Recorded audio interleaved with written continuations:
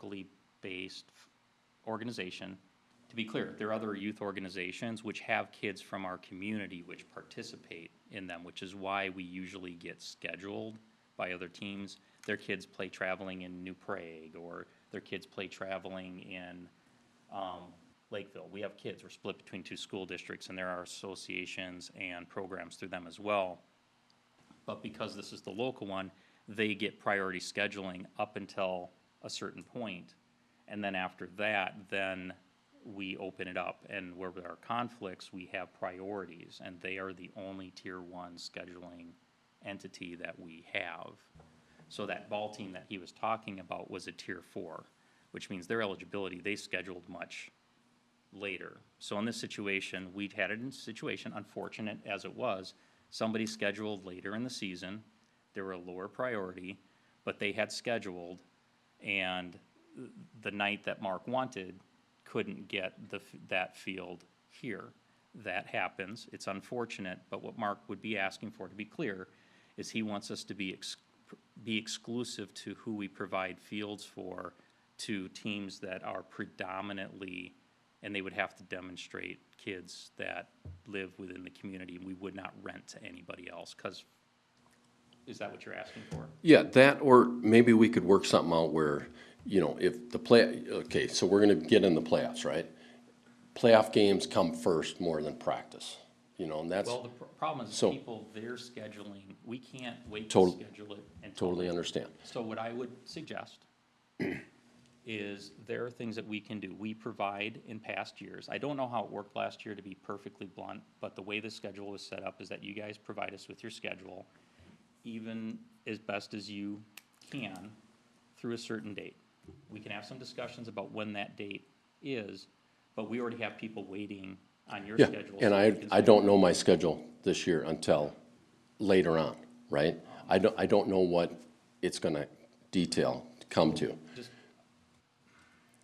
we can have some offline conversations about how that works, but other groups are starting to be able to schedule. So that might be a function of, I don't know if it's a function of the association or the league that you're in, but we can hold it through a certain date. I know in past years, we've provided, you have X% of rainout dates that are also provided at that time that you can pre-schedule and use. Can't have infinite rainout dates, that's unreasonable. Well, yeah, But the same thing could be that you could have X number of playoff dates that are available, and then you have to notify us if you don't need them. That would free those up. And then you'd have some guaranteed slot of available playoff time. yeah, it's totally, you know, it's just like Eagle View Fields, right? If we got practices going all the time, and I tell my coaches, if there's a game, it's gonna come first due to a rain out or a playoff game. So then they just gotta go figure it out where they're gonna practice. Yep, and that's, You know, so- and that's fine within the association where you've already reserved it. You have the ability to move your membership around. But there are others, and the city has taken the philosophy that we would provide the facilities to other entities than simply market baseball. All right, so. Because you guys don't, even if you reserved it Monday through Thursday, you don't use it all of that time. Exactly, and I don't wanna be the bad guy that the team doesn't show up to use it, whereas, you know, the other team says, well, they didn't use it. You know what I mean? Because I don't know. Yeah. And again, I'm sitting at 175 kids. Pre-COVID, we had 350, okay? And we were using Muskie's Park for the kids as well, right? Because there's not enough fields. So we got to figure something out because there's not enough fields. New Market Baseball, Angela, I'm sorry, I haven't met you yet, but background, New Market Muskies Baseball has put $50,000 into Eagle View, the 2 fields. And we have the right to use those 2 fields, right? That's with the school district. Okay. And I maintain the fields, right? So I'm just looking for more fields, because if I didn't have those 2, we probably still wouldn't have enough. You know what I mean? It's just, We get that. with the base length and stuff like that. Yep. So we gotta do something. And just out of curiosity, Mark, how much has the association donated to the city over the years for fields? I guess I don't have that number in front of me, but You must have the number, you brought it up. As far as in the 20 years that I've been here, nothing, Yeah. except for bases and accessories for the fields, You're talking the Wagner Park fields? Or, any fields. So, that the well, city. I don't recall the city, I mean, they're definitely working with us for, making the park, very beautiful, as far as everything that we've done down there. Yeah. And as far as Elko baseball, same thing. I mean, the entertainment value that the two baseball clubs provide this city Oh, absolutely. is unbelievable, and same with racing for kids. There's a lot of local stuff that happens around here for our kids. So I'm done with the people that come from outside our city, and I get it, New Prague does it, and I know New Prague wants to come over and use the fields, and so I've called the city of New Prague. Hey, I want to use the two fields at the fields in New Prague. Yeah, no problem.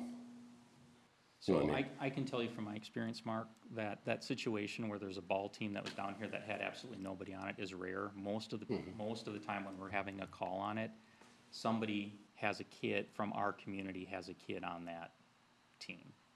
So it may not be the majority, but there are kids on the, most of the time. I feel comfortable saying the majority, and probably the vast majority of the time, there are kids from our community on those teams. That's how they're aware of the parks. Because usually a team completely outside the community doesn't want to drive this far. Well, they meet in the middle. I mean, the parent that I talked to was from Rochester, down at Wagner Park. Yeah. And I asked how many kids from Newmarket are on the team, and she said none. Yeah, and I'm just saying No. that's an anomaly. It's probably not the norm. Just, So are they reserving the field? I'm confused as to whether they're reserving it or they're just coming and using it. no, they're reserving it. That was, it sounds like that was a reservation. I'm not familiar with the specific instance, but they called and reserved the field. And Brandon, I'm sure they're the ones that are calling right now, from what I you're, don't know who Jake worked with last year. I don't think it's Okay. it's not a softball Oh, team, okay. so no. But they do have they do have at least one child from Elko New Market. But I didn't mean anything by, the email I meant to do it as a gesture, as a, please get me your things so you no, guys get the. totally understand. But I normally come here to these meetings anyway to ask, and I'm sorry, I know I'm out for my time, and I apologize, I cannot stick around tonight. With regards to But- future fields, as you know, we get land for parks when we have development. If there's no development going on, and our parks right now are developed. So with regards, you say, when are we gonna get future fields? We will have more opportunities for fields as the community continues to develop. We do have new parks coming online. One park that we are hoping comes online has capacity to have a Little League field in it, and that will be a decision by this group as to what facilities are in that field, and I'm sure they'd like to hear from you on that. But that's when we get the opportunities, and even if we get the land, there's still the cost of developing the field, so just doing a little mini neighborhood park costs us around $300,000. To do a park that we're kinda talking about, and it's not even the fully developed park, but a portion of the ultimate park, $500,000. So, that would assume a ball field. So there's a question of getting the land, but there's also the question of funding the construction of it Right. as well. Yeah, and I totally understand the cost of building that, but again, I've been doing this youth program myself for over, Long time, yep, I mean, I've been doing it a long time, guys. yep. And I'm one of the oldest guys in the city that still is a member, so I just, I care about these kids. The program, for the benefit, the program wouldn't exist if Yeah. it wasn't for you, Mark.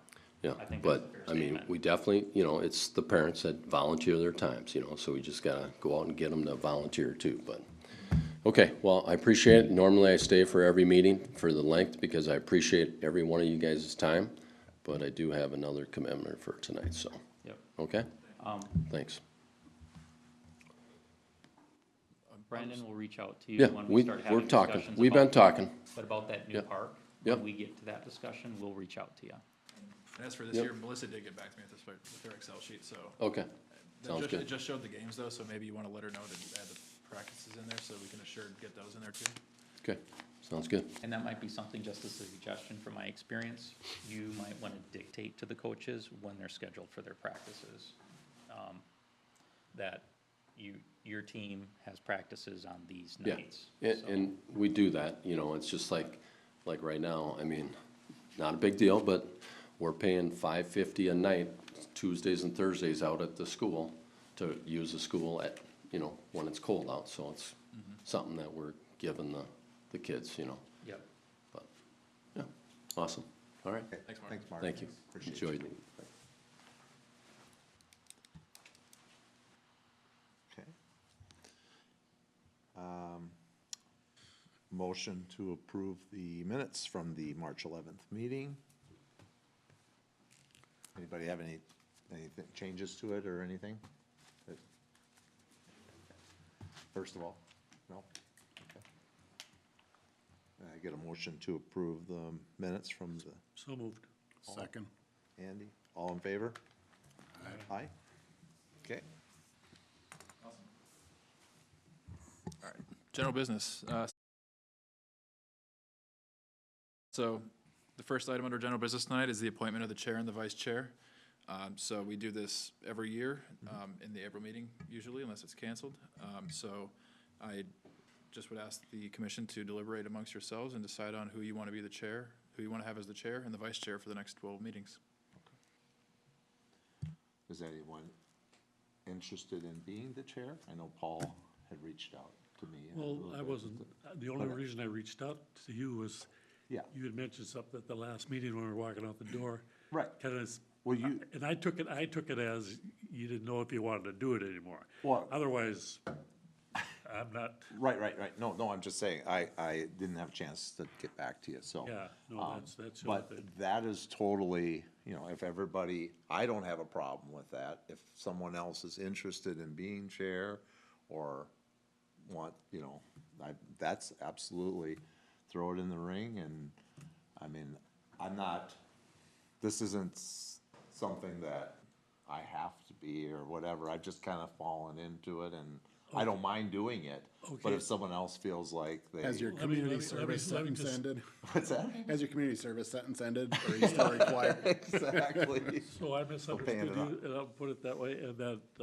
I would gladly, That's recommend okay. you continue your position as the park Sure. chairman. I would, I appreciate that. and if, No, I'm busy and stuff too, so I don't put as much, you keep- time into it as I used to.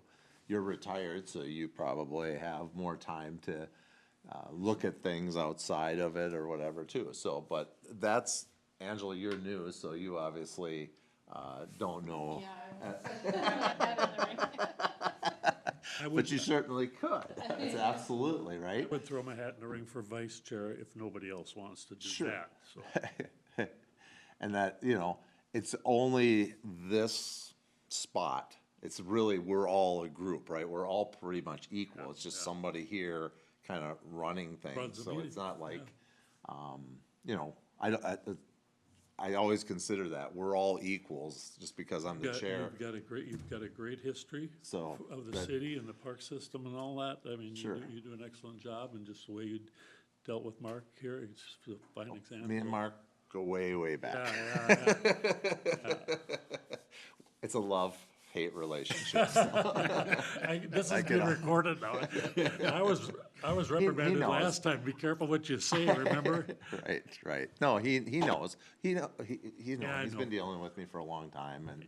The sad part both. about, you know, off track a little bit with Mark is he comes back and forth and back. There's, and I told him that one time, unless we do something to build more fields, there's nothing else we can do but except do the best we can with what we got. Right. Yeah, so, And he knows that. We've said that before and I've said, we've talked about it and then, and when we build the next phase, we've talked about those two new developments that we're gonna combine, and we can get a baseball field out of that. Probably gonna be a youth-sized field, but it's probably gonna be 3 or 4 years from now before it's constructed, so. but I feel Mark is just, he's advocating for his organization, Oh, making yeah. sure that he shows up. But I did want to ask the commission, did you guys have any concerns with regards to the responses that I provided to his concerns or the way that how that was handled at all? No. And I totally understand, because we've been here a long time dealing with Mark, so knowing that, you know, yes, we want to provide to our local too, but we also, we give him the opportunity to reserve those fields, and he's throwing things at us that, it's like apples and oranges to me, kinda. You know, he's saying, well, he had this playoff game, and we already had it given to somebody, reserved it for somebody else. That's not our problem, right? That's not anything that we have done wrong. That's his organization's thing, right? And then he kinda backed off on it, right? So, There are a couple, just as a Yeah. side note, there are a couple things we've learned since we originally set up that policy. Well, there were a couple things. One, the original ask and the way that it had worked is they had exclusive use of it, and they would just set it up to, we have blocks of time, and then the coaches would schedule themselves based on their work schedule and when it was convenient for the kids and yada, yada, yada. It was a little more loosey-goosey, and it was much more coach-friendly. As the program grew, and it was, grew in nature, there was kind of a need to, and we're starting to get, and we expect in the future, a growth in other organizations that want to use the fields, that we had to limit it to the time that they were actually using it. And so we had arrived at a date in the past that they needed to submit it, that they had first dibs as a tier one organization, which is, I think that's where the problem lies, because this is my first year doing it, Yep. but that date is March 14th, which is a month or two before any of them have their schedules. so the issue that we have is that the league that they're in, which is kind of the small town ball. recreational league down this way, it's like Thessaly and Montgomery and New Prague and us and, Union Hill. Union Hill, St. Patrick, et cetera, kind of down this direction geographically, is that organization runs behind where a lot of other organizations are at this point in the year. And I think they do legitimately struggle that they don't even have team assignments and have a game schedule from the league until a certain point, which is beyond that date. Yep. In fairness, there's also, the other way though, is they also have not been, they're not historically, and they've gotten better at it, historically have not been like most other youth associations where they're like, they know how many teams they have, they may not know what kids are on them, they may not know who's coaching them, but they know that they have Team A at this age group, and Team A they've already scheduled out their practices, you know, and internal games where they're playing each other, that stuff's all been mapped out. So there, to a certain extent, there was an amount of internal organization that they could and have made improvements on over the years.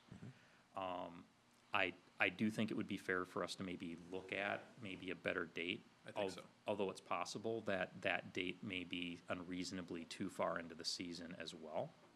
But we can at least have a conversation with them. That would be my suggestion.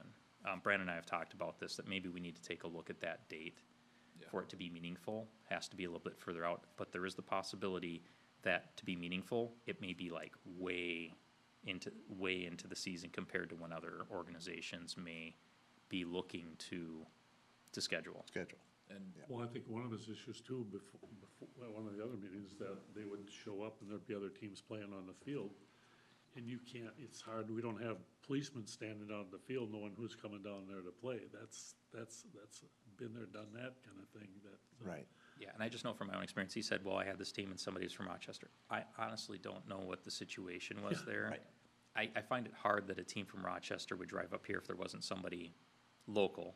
You can find places, It could have been grandma came down to watch a game. could have been, but I do know from past experience, it's usually hey, Mark, it's usually, we were just talking that maybe we should have some discussions. Well, what? We're talking about your Your- questions. yeah. We're talking about maybe some discussions we should have with you. Sure. So, Yeah. but as we were talking, what I've seen in the past is that it's usually, and it's probably not the majority of the players, but my daughter plays traveling softball for Lakeville Softball Association, or for the Speed, or for something on a club team or something. So one or two or three of the kids, and a lot of times what you find is they're the coach or the manager, and they're like, I want extra practices and I wanna schedule it where I live. So they will schedule practices down here. So Mark's probably right. The majority of the kids on the majority of the kids on, when they're coming from outside, probably aren't from here, but there are some. Otherwise, it wouldn't be happening here. Otherwise, it wouldn't be happening here in the first place.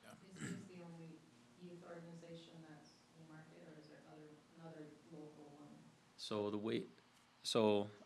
As you know from your experience, Angela, usually your youth sports associations are largely tied to school districts to a large degree. We're in a unique situation. We're in a unique situation that's evolved over time. So obviously, we're split between these two school districts, and this goes back before the current organization. And people would have to drive to New Prague, or you'd have to drive to Lakeville, because that's where the fields were, that's where things were scheduled, and there wasn't much, and they didn't schedule down here with these fields. And probably, I don't wanna say 35 years ago, maybe 40, a local couple, the Basses, they had kids, and they're like, nope, we just wanna have a simple recreational league locally, that you don't have to drive to and is very low cost. So low entry, low barrier, recreational, just to give, it's not for the competitive kids. And they did. So they had a checkbook, and they collected enough for t-shirts, and people donated bats and brought balls and gloves, and it was super low, very entry level. And they did that for years, but their kids got older. Their kids were like getting married, getting, full adults, and they're like, we just can't run it anymore. And they tried to find somebody to take over the organization. And again, the primary motivators for it were, you don't have to drive far, low cost of entry for people to play purely recreational. And eventually, through a lot of turmoil and trying to find people in sustainability issues, the Huskies, one of the local ball teams, they took it over basically as a parent organization. They established the Newmarket Baseball Association. And I feel confident saying that if Mark wasn't involved, it would not exist, and it would not have stayed alive. He put so much time into it, and he's super passionate about it. And there's as with all associations, there's a handful of parents that really run the whole thing. And they took it over, and they've actually elevated it quite a bit from a technically not a legal entity with a checkbook to an actual entity with an association that has a lot more structure, and they've continually improved it. And it has grown with the community with regards to participation. But way back in the day, they didn't even schedule the fields. Nobody else was using them. They just showed up. As we grew and as we had more demand and as their needs grew, there was a period of time where it's like, nope, you guys just get the fields. Everybody else gets kicked off. But then we started having inquiries from other people who wanted to have access to the fields, and we didn't know if we could let them use the fields. We literally were saying, show up at the fields, and if there's a youth there, then you can't use it. So we started getting into more scheduling. That was a little bit of a culture shock to them. But at the same time, there isn't a lot of competition at this point in time for the fields right now. We get, how many inquiries have you had so far? One today. For like two days? Yeah. Yeah, it's a handful a year of competing uses. So in part, the structure of the policy is set up for something that we expect to develop over time, and in part, it's not as big of an issue that Mark talks about, because the actual number of reservations we have that aren't them during any season is relatively small. Maybe So- later in the season, as But other. As you get later in the season, people are looking for playoff game locations, people are looking for extra practice, that type of stuff, as well. So, I know it was a lot, No, but we have that's good. new face, and I figured, Yeah, sorry. Bring everything up No. to speed. No, that's but, okay, that's okay. so, Refresh, you bet. Well, you asked the question about how much they contribute to the city for the use of fields. Right. so we don't charge, It's zero, for the use of fields. right. And just, but my kids played traveling baseball. My oldest played all the way up, played up into high school. I was a coach. I sat on the board for a number of years. Our public works director is the assistant varsity coach for Farmington for their softball team. he coaches club team, he's like, a super softball guy, right? And we've both been involved with associations, and I've been involved with football association and all that kind of stuff with my kids growing up. Everybody else charges for fields, maybe not a lot, but they charge. And if you want to be on the good side, your association generally donates a crap ton of money to make sure that the quality of the fields is good, and which is good for the kids, all good reasons, and that you get a level of that. When I was in Farmington, we traded level of annual donations to the school district to get scheduling priority level 2, right below the teams, the actual high school teams, to be able to get access to district facilities. It was a lot of money. I'm not saying they should, but we don't charge anybody for the fields. They have done stuff on the fields. They've bought like bases and stuff like that over the years and made donations, but I do not recall at any point that they've made any donation or have ever offered to pay for fields. We maintain them, and it's not high. We drag them every day during the season. That's pretty much what we do. And then we maintain the other infrastructure. It's not a big demand either. So when, Paul, you're going like, what do they do? They have not. I'm sure he's gonna go look somewhere and see if somebody said they I donated. just, Angela and I both have probably worked in places where the. So you guys are familiar with the routine. Athletic associations have a lot of money, and they build storage buildings and. So I can tell you, just- they don't. Scoreboards. Right. and- Yeah. Scoreboards. Yeah. and, They- But they put the money in, and so yes, they get, Priority. priority. Yeah. Because they're committed to, Yeah. they're committed to those Yep. fields. And not like, at this point, it's not the big dollar ones, but Yep.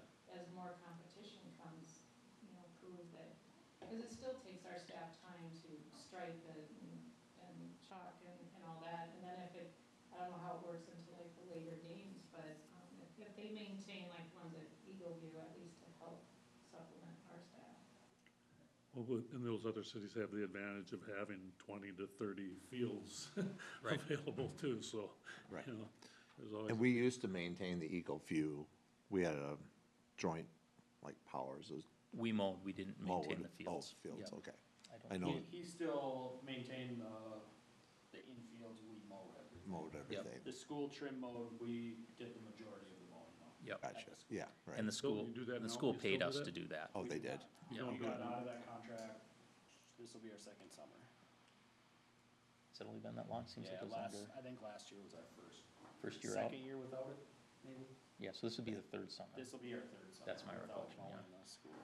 Yeah, it was just one of those deals. They didn't have a good place to keep equipment. The cost to bring the equipment from New Prague over to here or store it here.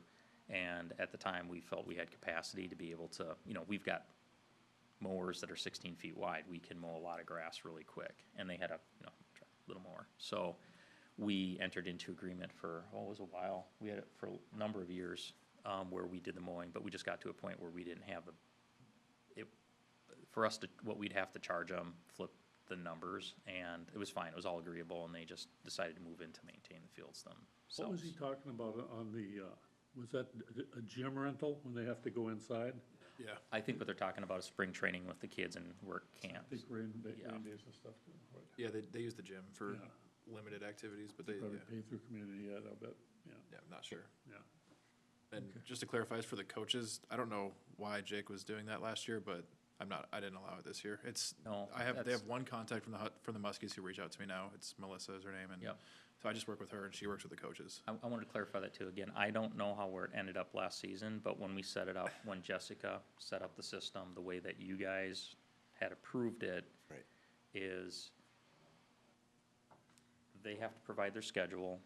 Their scheduling person has to call us if they want to change that scheduling time.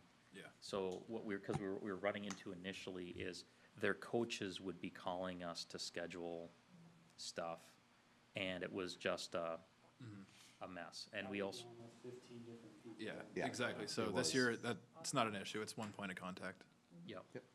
So.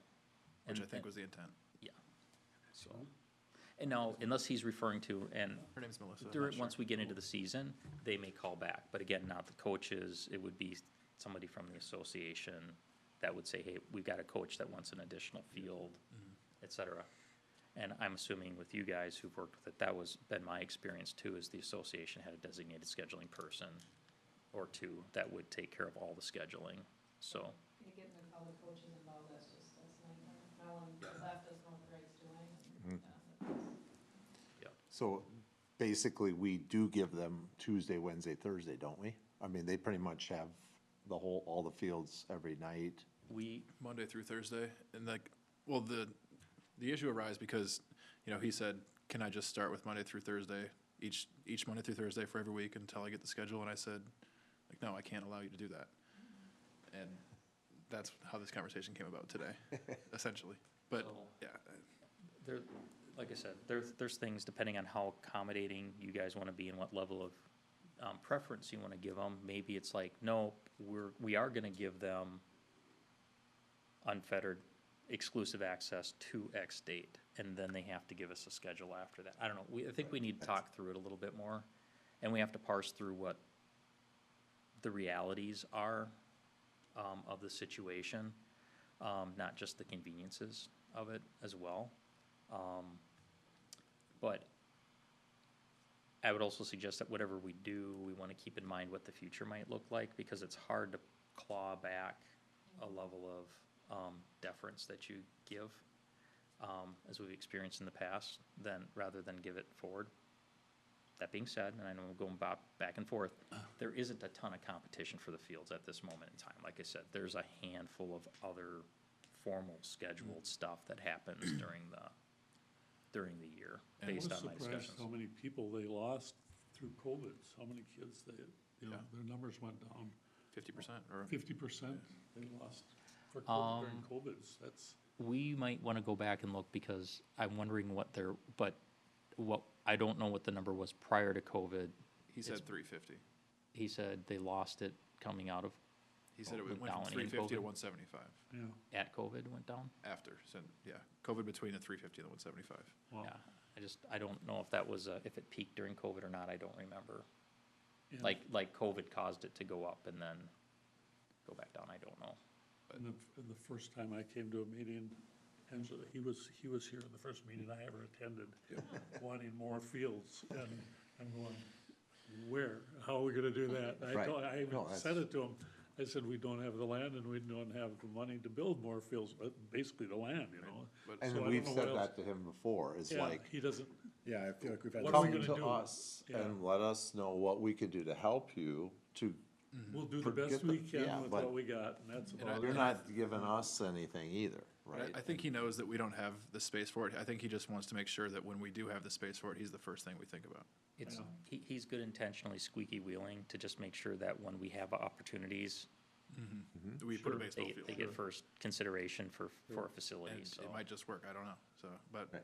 we'll have those conversations going in the next couple of years here, because we do have the land coming in now, so. Nothing that needs to be decided today, and I think that this might not even be an issue this year, because the other group that reached out to me is not gonna qualify, so I'm gonna say they can't use the fields anyways, but I just wanted to schedule. So, I just wanna ask Tom too, what are you drinking, the Squirt, the Dr. Pepper, or the G0? Triple fisting This one's over done, there. this one's halfway, and this is my backup, so. It's quite the combination. I see what that is. is, I know, it's Squirt to, G0, yeah. so, do we wanna talk any more about baseball, or should we go back to vice chair and chair? Should probably get back on Get task. back I on wouldn't task. mind it. Sounds good. Sorry, I helped take us down there. That's all right, no, it was a good conversation. Don't bring up water towers. Do they, to go back to baseball, do they use Rowena? Yes, that counts as one of So the. they use all three of our fields? Yep. Okay. He just said the two at Wagner, I I thought they think he used thinks all it's the same three. park. I think half the city thinks that's all one park. Okay. It's not. Sometimes. All right. So back to, does anyone want to throw their hat in? Do we want to do vice chair first, or you want to do chair? You could do it as a single motion if it's a straight Undecided? ballot, yeah. Yeah, if it's straight ballot, okay. I'd like to make a motion that Mr. Stutton remain as the, what is his title, president? Chair? Chair. I'm reading your thing, it says park commissioner, we should have commissioner on there. Chair of the I will put that on. Parks Committee. Then vice chair? I made a motion though, so you guess somebody's got I'll to. second it. All right, all in favor? Aye. Okay. Vice chair, who all wants to throw their hat in? Paul, you said you wanted to throw your hat in. I'd do it, Okay, yeah. That's like being the vice president. You know, I was vice president of my senior class. I didn't go to one meeting, but I had the title. So you get sent out to do all the crappy jobs and get none of the credit, is that what you're saying? Does that mean you won't come to meetings anymore? is anyone else interested in the position? It's a tough one, I mean, I guess if Paul wants it, I'll let Paul him. wants it, all right. Does anyone wanna make a motion? Ask Paul for vice chair, I'll make a motion to put Paul as vice chair. okay. Second. The second, Andy, all in favor? Aye. All opposed? Nice. Boy, this is gonna look good on my resume. All right, Paul. You do, Now I'm man. gonna have to switch seats around again. Don't you ever get sick. Wait till we go live stream. I don't know which one of us has more seniority, which one of us was sworn in first. Yeah, that's right. Oh, that's right. You All did right. Yeah. Senior, yeah. Highlands at Eagle View. Yeah, so this is a two-parter. Part one is let's pick a name for the park, and part two is your opinion on the layout. So, I think we just do them as completely separate items and motions. Okay. So, Would you like to start? I'll start with the naming, and I recommended Highlands Park as the name for one main reason, and that's it doesn't have the words Eagle View in it. So everything up there is Eagle View. Highlands at Eagle View is the development. The name has to have something with the development in it, essentially, based on our policy. So to me, that's the logical option. You guys can think otherwise, that's fine, but I'd like to start with that as my recommendation, so. I think we actually brought that up at the last meeting, didn't we? And Yeah. thought that's Yeah. a great idea. I feel like we did. Yeah. So do you want a motion on that? Either that or since there's two parks going with that are Eagle View in the name, can we call them one of them Eagle Park, the other View Park? If you want to be funny. I've been out there a lot. I haven't seen an eagle. I saw one at my place, but Spell it backwards. It's wive. And Elja. All right, so someone want to make a motion that we go naming the park Highlands Park? Second. Second by Andy. All in favor? Aye. I would say Highland and not Highlands, not make it plural, just Highland Park, Highland Park, yeah. okay. Which one do we want to go with? You have to you guys, how do you have to The development. Highlands at Eagle View. With an S or without? Is it? With an S? I would say we should probably go with the S then. Okay, And that's what we already approved? Yeah. Okay. All right. For the layout, I think maybe I'll just share it on the screen, the layout that I got sent, and we can just talk through it. So the layout that you're about to see here was sent over to us by the developer. So we told them what we wanted in the park, and they put the components in there as they see fit.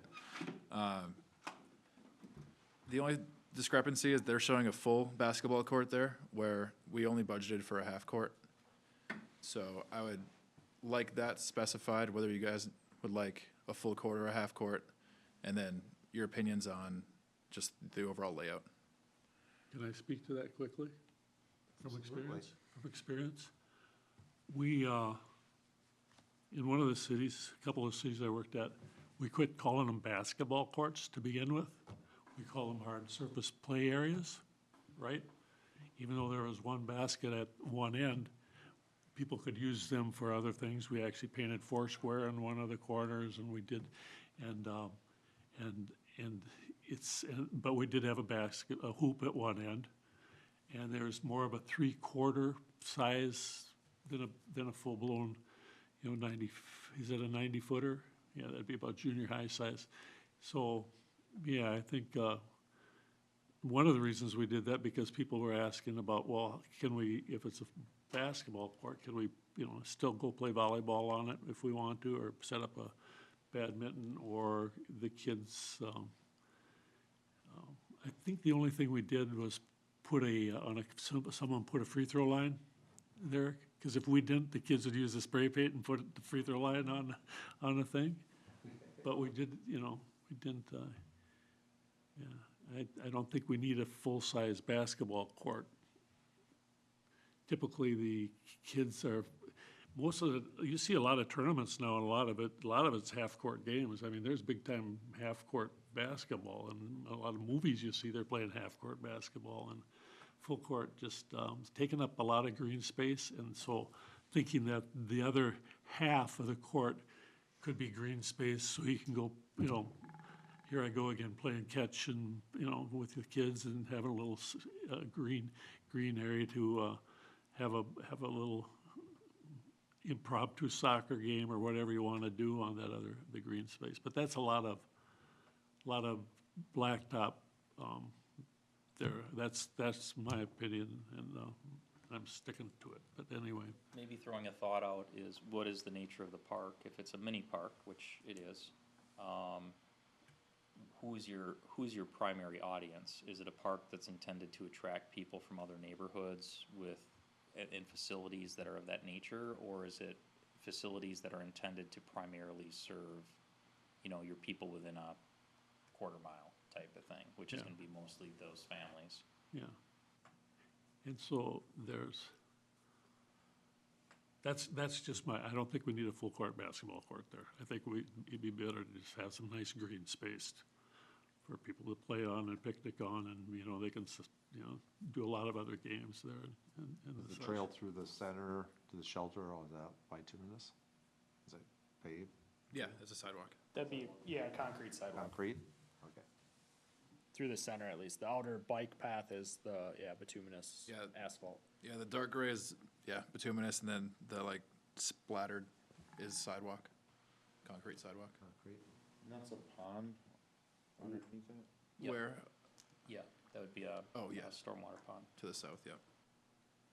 So we have 2 other basketball courts in other parks, right? How heavy of use do they get? Very, from what I hear, Are they? yeah. What do you guys see when you're out and about? Little Windrose gets a lot of usage. Rowena, I don't venture that way as often, but that one, you can tell it gets used. And then that's where the pickleball court is too, so there's, It But I- gets some, but most of the time when I've seen kids, people there, they're playing on one half. They're Yep. just playing on one half, Yep. so that's, I think with the kids that are in the community as of today, Windrose gets used more, but that one's consistently being used, absolutely. I think the other thing that you see is if you drive around Rowena, you will see in a 2-block area probably 10 backboards, either on houses or in driveways or in the streets. So that's kind of, the kids play a lot of, when they're shooting with their neighborhood buddies, they're playing at home, a lot of them with mom and dad or whoever, but that's.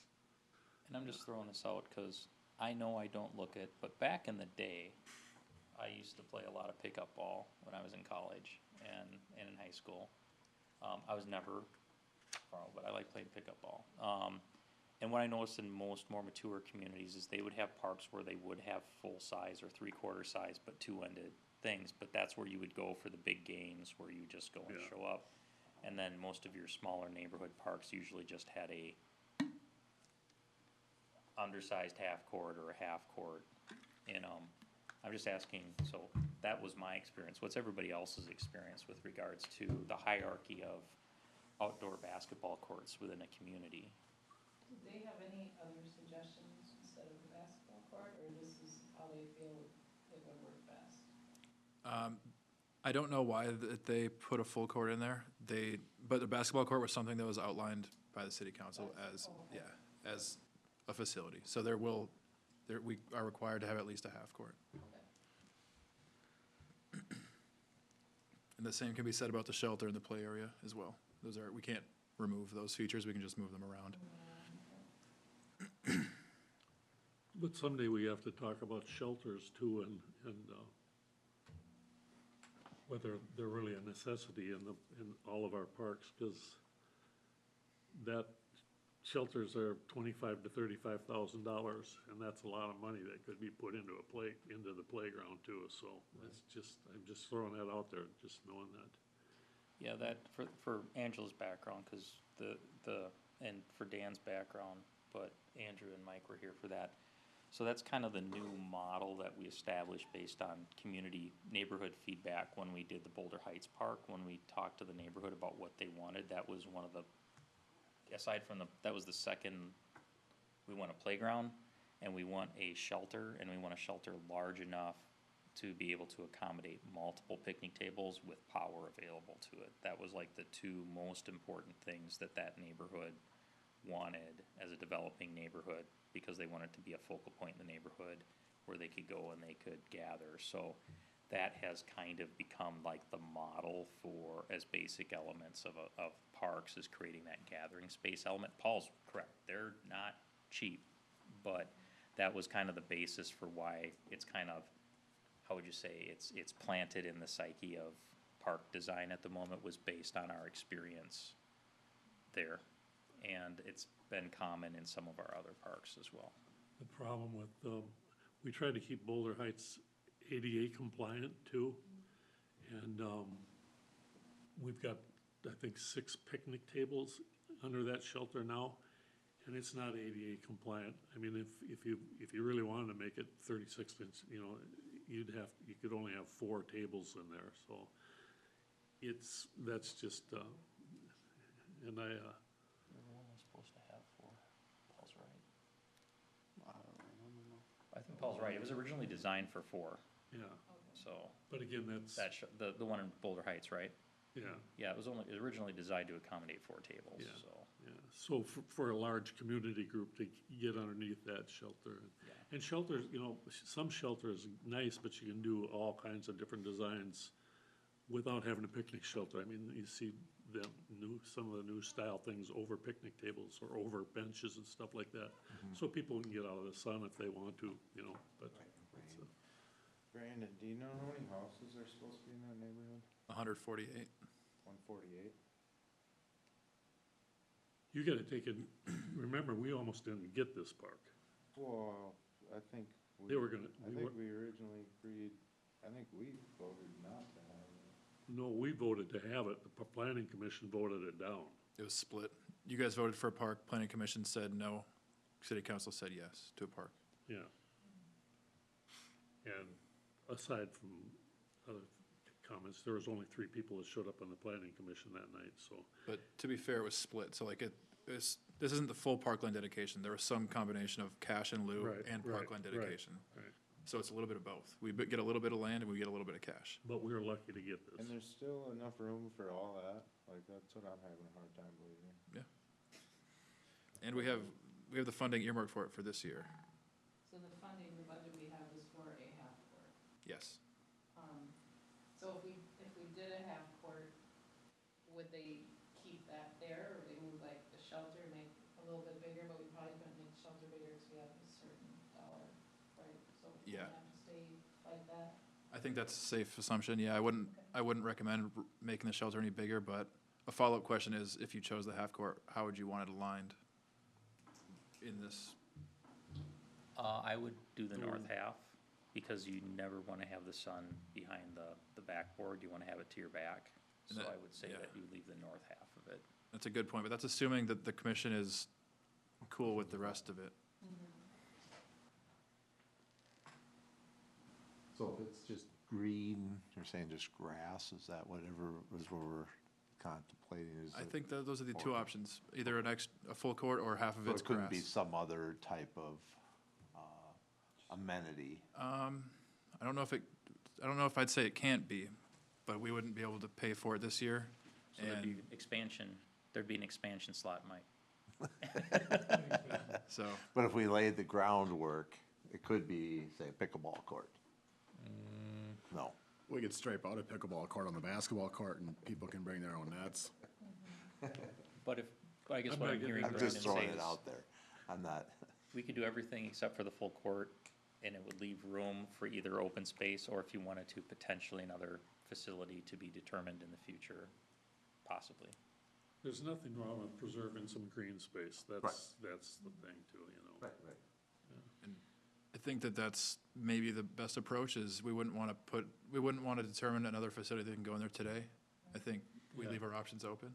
Yeah, I think leaving it open so people can throw a ball around or kick a soccer ball or whatever is a good idea. Or put up their own volleyball nets or whatever they wanna do, you know. Badminton. So there's enough in that budget for playground, the shelter, the half court, and all the sidewalks? There's not much left after that, but yes. But that's what the park dedication funds are for, so. Again, I wonder how many bays are in that swing set, that's, 4 bays. So is it 4 swings? It seems, since I used to design these things, it seems pretty big, so anyway. We get down to that once they Once we get some proposals from get some vendors, proposals, yeah, yeah. which I'll start on right after I get this recommendation here. Working on getting some people in here to show us what some options. And if you really needed to make a little more room for the playground, you can push it out a little bit from side to side. But it sounds like you guys are supportive of this as the conceptual layout, less the southern half of the basketball court. Yeah. What's the distance from the hoop to the road up there? That's pretty good. So if you, So if they miss, the ball's not out in the middle of the road, No, I'd say it's, well, a fair amount, Because you've got a distance to the sidewalk, and then you got boulevard beyond the sidewalk say about as well. 50 feet maybe. 50 feet, okay. It's my estimate, just based on how big if you put that little 20-foot shelter in there, that's about 30 to the edge of the property, and then you got, like Tom said, boulevard. Okay. That would be my only other, as a driving instructor. It's good to keep the students on their toes, though. That's right. you gotta tell the kids they gotta make the basket, man. So I used to coach them. Recruit Dan to go up there and roll it out in front of your students as they come by. Yeah, we'll do that, we can work that out. Do you need a motion then? I'll make a motion to leave it like that, just make the full basketball court to half and leave that green space. Awesome. Second. Second by Andy, aye. All in favor? Aye. Aye. Unopposed? And just a couple of things I want to throw at you guys quick before Tom gets into the capital outlay is one, if you look at the YouTube video, I forgot to record it until like halfway through Mark's spiel, so sorry for that, but I'll still reflect what he said in the minutes. And also, I don't think anybody told you this, Angela, but the mic, you just need to turn on when you're going to talk and then off. Oh, so the green light doesn't mean it's on. It is. The green light does mean it's on, so. Okay, but we just have to be close. No, you're playing fine. Okay. I just didn't know if it was on or not, so I just want to throw it out there. All right. So this not recorded tonight, or it's not on? It is, it just missed the first 5 minutes. Okay. And you thought I was perfect, They and here warned me I am. about my language. That's okay.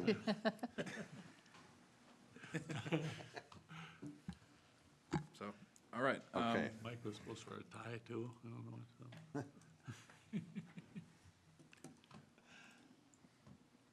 All right, so we'll just go through this presentation here and then just have an overall discussion about capital outlay planning.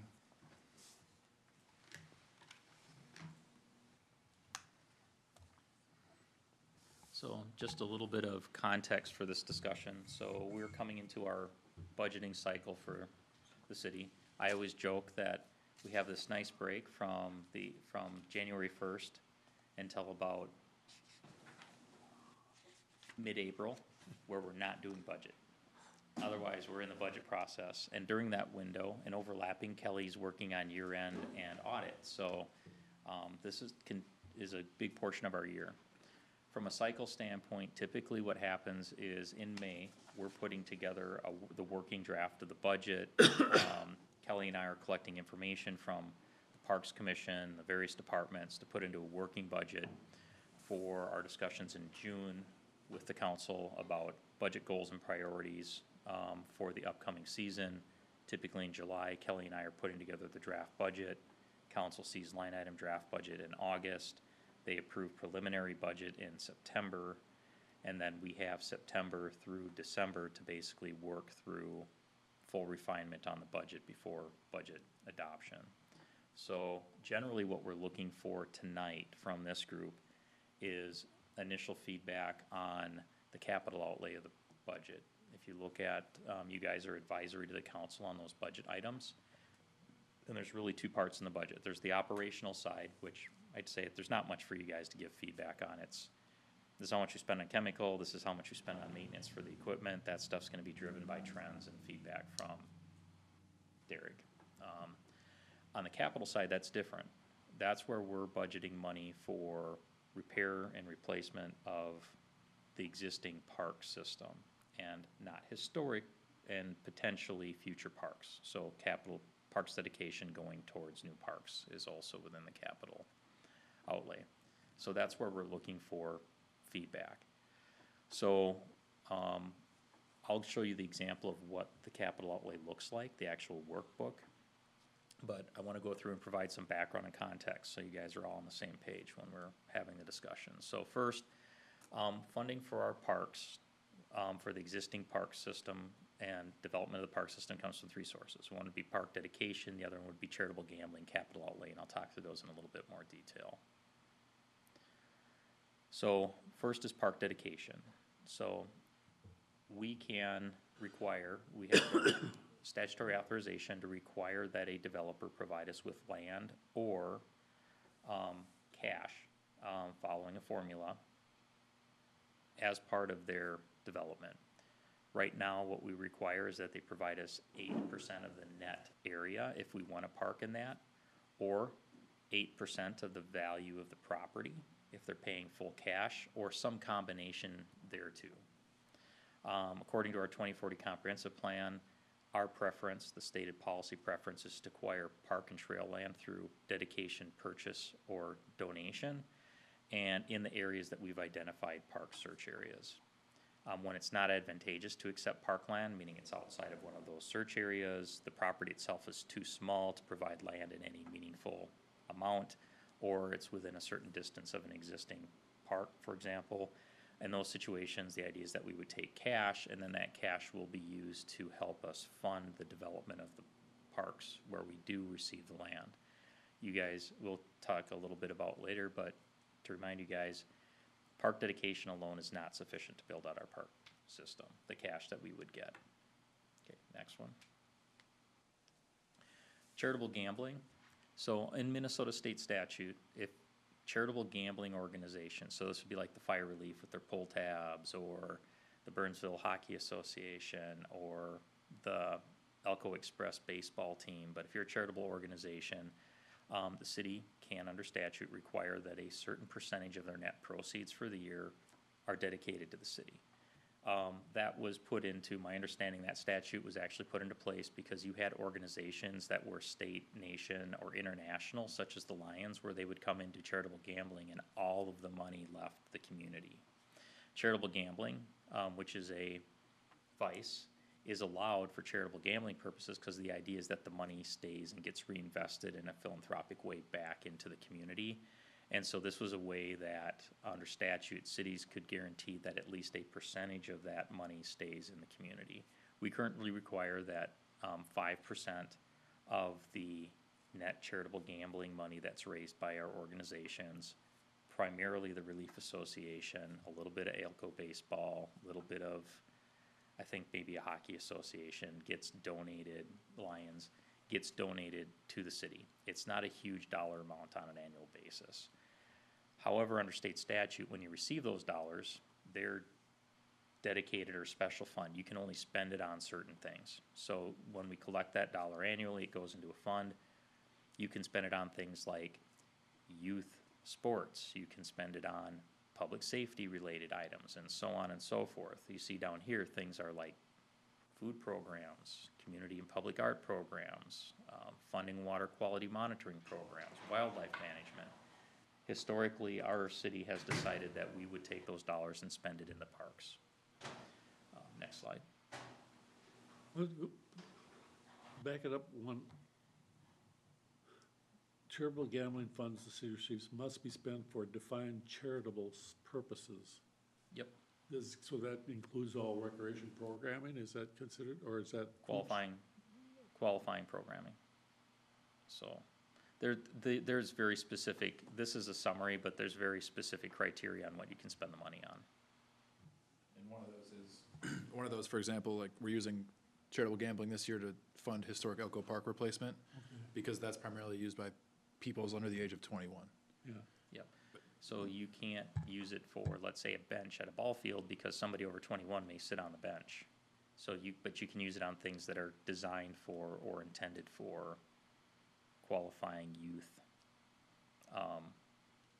activities and facilities. Okay. Again, we could spend it on other things. The council could decide that we spend those dollars on public safety measures, donations to supporting the food shelf, those types of things. But again, historically, the city's made the decision that those dollars are gonna all go to parks. okay. So, in our model that we have, for capital outlay, we assume that all the money is going to parks and that it would be used for, we have to assume that those funds are not guaranteed, because we don't know if those organizations are still gonna continue to function or at what level, how well they're gonna do on their gambling revenues, so we don't know how much we're gonna get. It's an assumption. We have assumed in the model $10,000 per year. That's a conservative number that we're pretty sure we're gonna get year in and year out, and we may get more, and that's great, because then we have more to play with on hand when we make decisions about what to do with what's on hand. But in the model, we've, in the past, made decision 10,000 is a good base number that we can assume that we will be getting into the future. Any questions on that? Okay, capital outlay. So we have money we get from development, we have money that we get from charitable gambling organizations, and then we have capital outlay. Capital outlay is funded by property taxes, so this goes directly into the tax levy.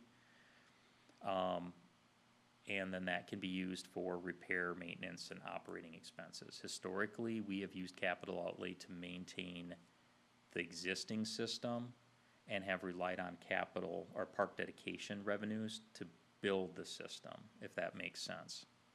Now, if we go back more than 5 years ago, our capital outlay was just a number. The council said, we can squeeze X amount out of the budget for you guys, do what you can with it.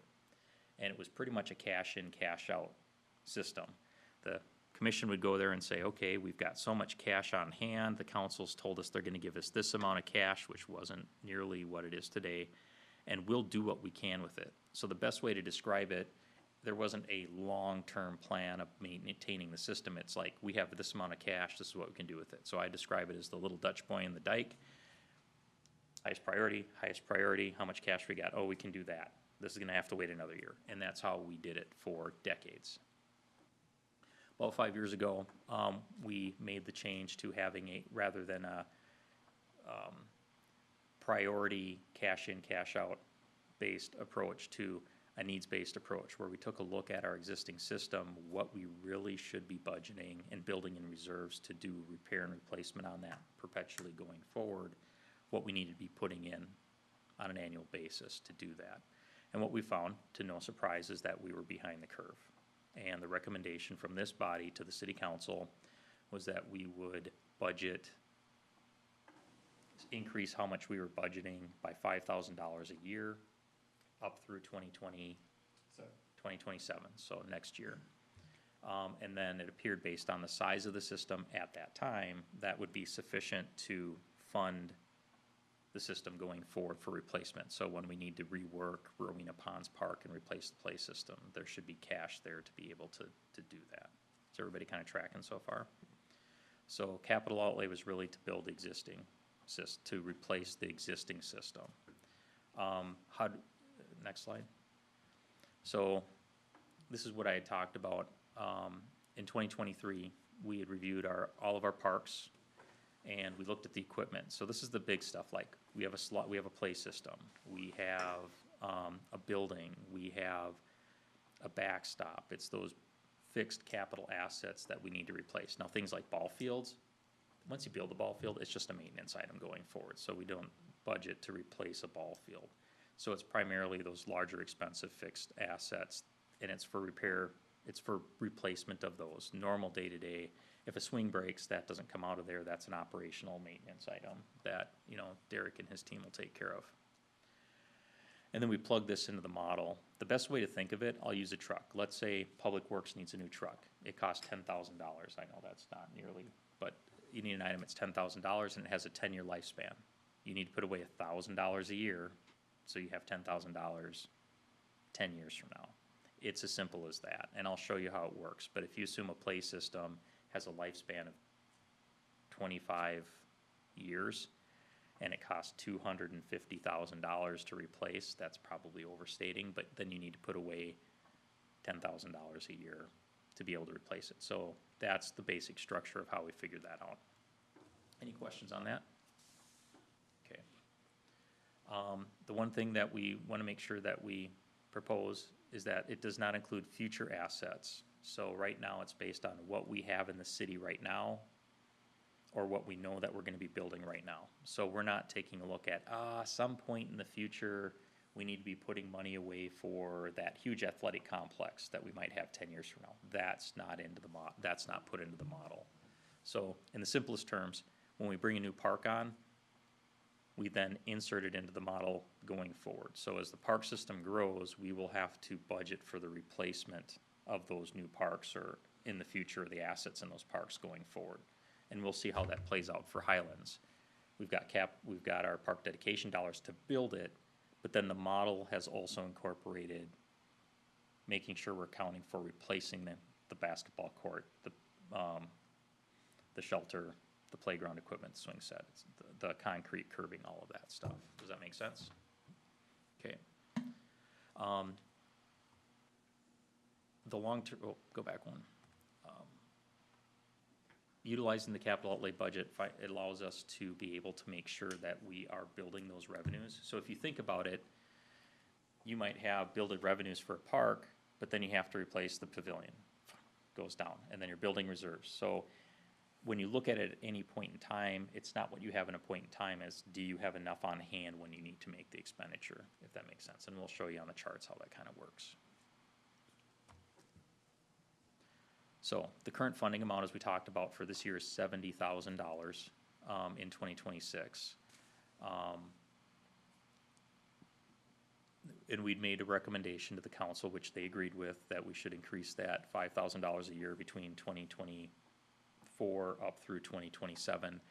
That ultimately will get us up to this plateau of $75,000, which at the time was anticipated what we would need to be budgeting going forward to be able to fund the system at that time. Now, we do need to modify it, revisit this on an annual basis. There's a couple of reasons. One, timeframes and assumptions related to when to replace stuff may change. A big example is we adjusted the time frame when we felt that we would have to replace the Wagner Park Pavilion. We moved it actually out a full decade, and that actually bought us a lot of flexibility in the model in the near term. The other things that we need to point out is that the capital model outlay, as we talked about, incorporates all existing parks. Highlands Park, because that's parkland we have, that's a project that's happening this year, and the estimated costs associated with Highlands into the future. It does not include the Eagle View Meadows Park that is likely to happen, because the plat hasn't even been approved. We don't have the land yet at this time. Next slide. So if you're to look at it, I'm gonna stand up to point this out here. The utility fund model as we built it, or excuse me, not the utility fund, the capital outlay model as we built is essentially a cash flow model. It says, this is how much cash I have on hand in each of our 3 funding categories: capital outlay, park dedication, and gambling. It says, this is how much I think I'm gonna get for revenue into that particular funding source that year, tax dollars, dollars from developers, money, $10,000 a year from the gambling organizations. Then we project those expenses that were from each of those parks. Yep, in 2028, we're gonna have X amount of expenses associated with X parks. boom, heavy drawdown, now we only have $94,000 in that year. Does this make sense? So it's just a running balance sheet of where we're projecting to end up every year. If you can go to the next slide. So if we're to put this in a graph, with park dedication, it's relatively flat, because we don't, with park dedication to a large degree, when we run the model, we budget based on what we have on hand today, because we don't know when the development's gonna happen. A lot of, we can't say, oh, we think there might be a development over there 5 years from now, and we're guessing that they're gonna give us this much cash. Heck, we don't even know what the cash is, because it's based on the sale value of the property, which we don't know what it's gonna be 5 years from now. So if you go back to the other slide, there's a column on park dedication Yep, fund. So is that a shot in the dark at 28, or is that just a, No, we have this today. huh? We have 37,623 today. Okay, We know that we have already projected some expense in there, but we don't have other projected expenses at this point, because we don't have the money to project the expense so to. the 28, 823 going down the line is a Yeah, projection. we control capital outlay. We can decide what we wanna Yep, budget, so yep. we can project it. Yep. Gambling, we have a reasonable expectation Yep. based on past experience. This is hit or miss over time, we can't control it, so we're on these, we'll do 2 in the bush. This is bird in the hand is more than 2 in the bush, because we Yeah. don't know what we're gonna have and where we're gonna have it. Understood. so the reason that 28 keeps running is because we are assuming that we're conservatively assuming we're getting $0 from any park dedication, and that's what the balance would be left over. Okay, I got you. Is everybody tracking with that? Okay. Got you. So capital outlay is the best. You can see we build reserves, have big expenses in that year. Build reserves, have another big expense. Build reserves, have another big expense. The idea is you don't want this line to drop below 0. Actually 0 plus some amount of contingency, because some point something costs more than you expected over time. You'll notice with gambling, again, that's just increasing, because if you're gonna buy a play set, we're only getting $10,000 per year. If your play set's $100,000, that means you need 10 years of gambling revenue to be able to pay for it. So right now, as we approach an intended use, we may target it, and that'll pull it down. But right now, other than the Highlands Elko Park. Park, we Yep. don't have Or, yep, anything yep, yep. immediately planned, because that will suck that down fairly low. It'll take time to build up the reserves to be able to do a sizable project. Does that make sense? So we're taking a conservative approach. So from a staff budgeting standpoint, this is kind of our flexibility. If we get to a point where we have enough and we can use it to replace a piece of equipment or a play system or another qualifying expense, it frees up capital outlay and gives us some flexibility down the road. And it also gives us a little bit of push where we can use it on qualifying expenses. Does that make sense? Okay, next slide. So, I'm gonna show you what the model actually looks like here. So Brandon, you wanna stop sharing? Do we want to go through the few slides regarding Eagle View Meadows first? Let's come back to that. I'll bring up the other we'll bring the model back up.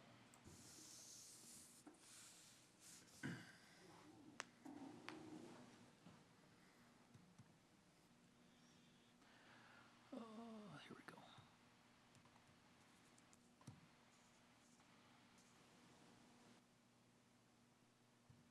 Okay. Come on. There we go.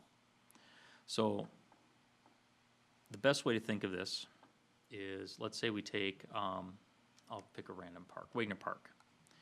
Here are all of those capital replacement expenses. You know, we gotta replace the blue swing set, we gotta replace the seesaw, we gotta replace the hover net. We take the year it was last purchased, we take the estimated replacement cost and the lifespan, and we know that we have to replace it in 2047. So we run out here to 2047.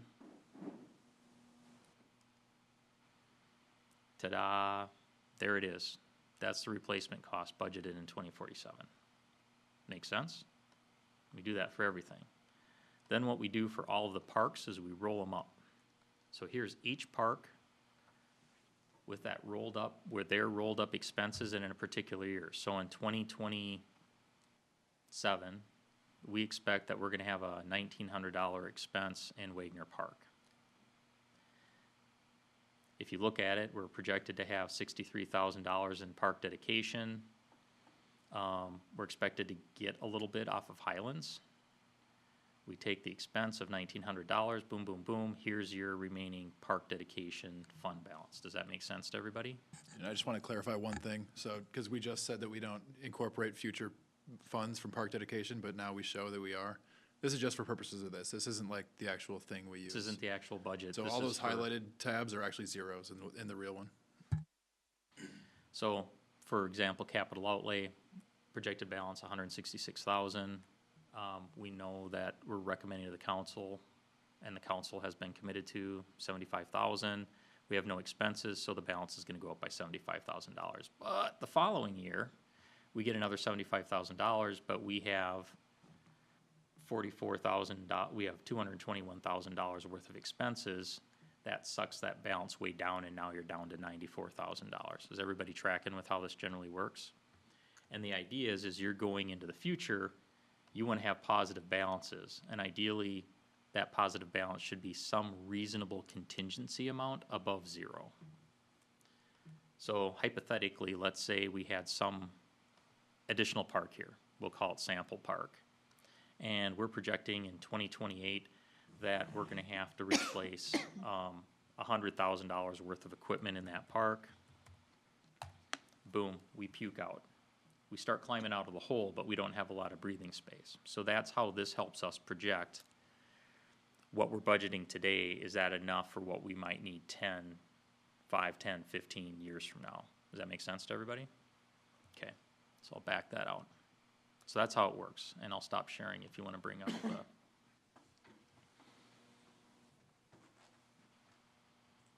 So if something breaks that you didn't plan for, where do you just pull out of the money that you have and something will probably get put on the back burner next So let's say cycle? you have a catastrophic failure on a capital piece of equipment. You may have to replace it early, and that's why we also update on a regular basis. And that's also why we want to have a certain amount of contingency funds there, because sometimes stuff fails earlier, or you have a COVID where all of a sudden the cost of stuff just jumps significantly. There's a line item, repairs and maintenance of that $43,000, that would be able to repair some playground equipment though? If I believe that's Public Works's Yeah, budget. so that's like the swing seat broke. It's not the replacement of the piece of equipment. Or a major component of a play system. Yeah, it wouldn't be for the slide, it would be to replace the bolts on the slide. Oh, It's maintenance, it's not replacement. So, can you back up one, Brandon? So the discussion that we're looking for initially is being asked to provide a recommendation related to the city's parks capital outlay plan to be incorporated into it. So when we do the budget, the council does for capital outlay does a 5-year budget. Upcoming year, so this case for the budget, we're recommending for it to be 27, and then the 4 subsequent years, so it's a 5-year window. And they update it every year. Does that make sense?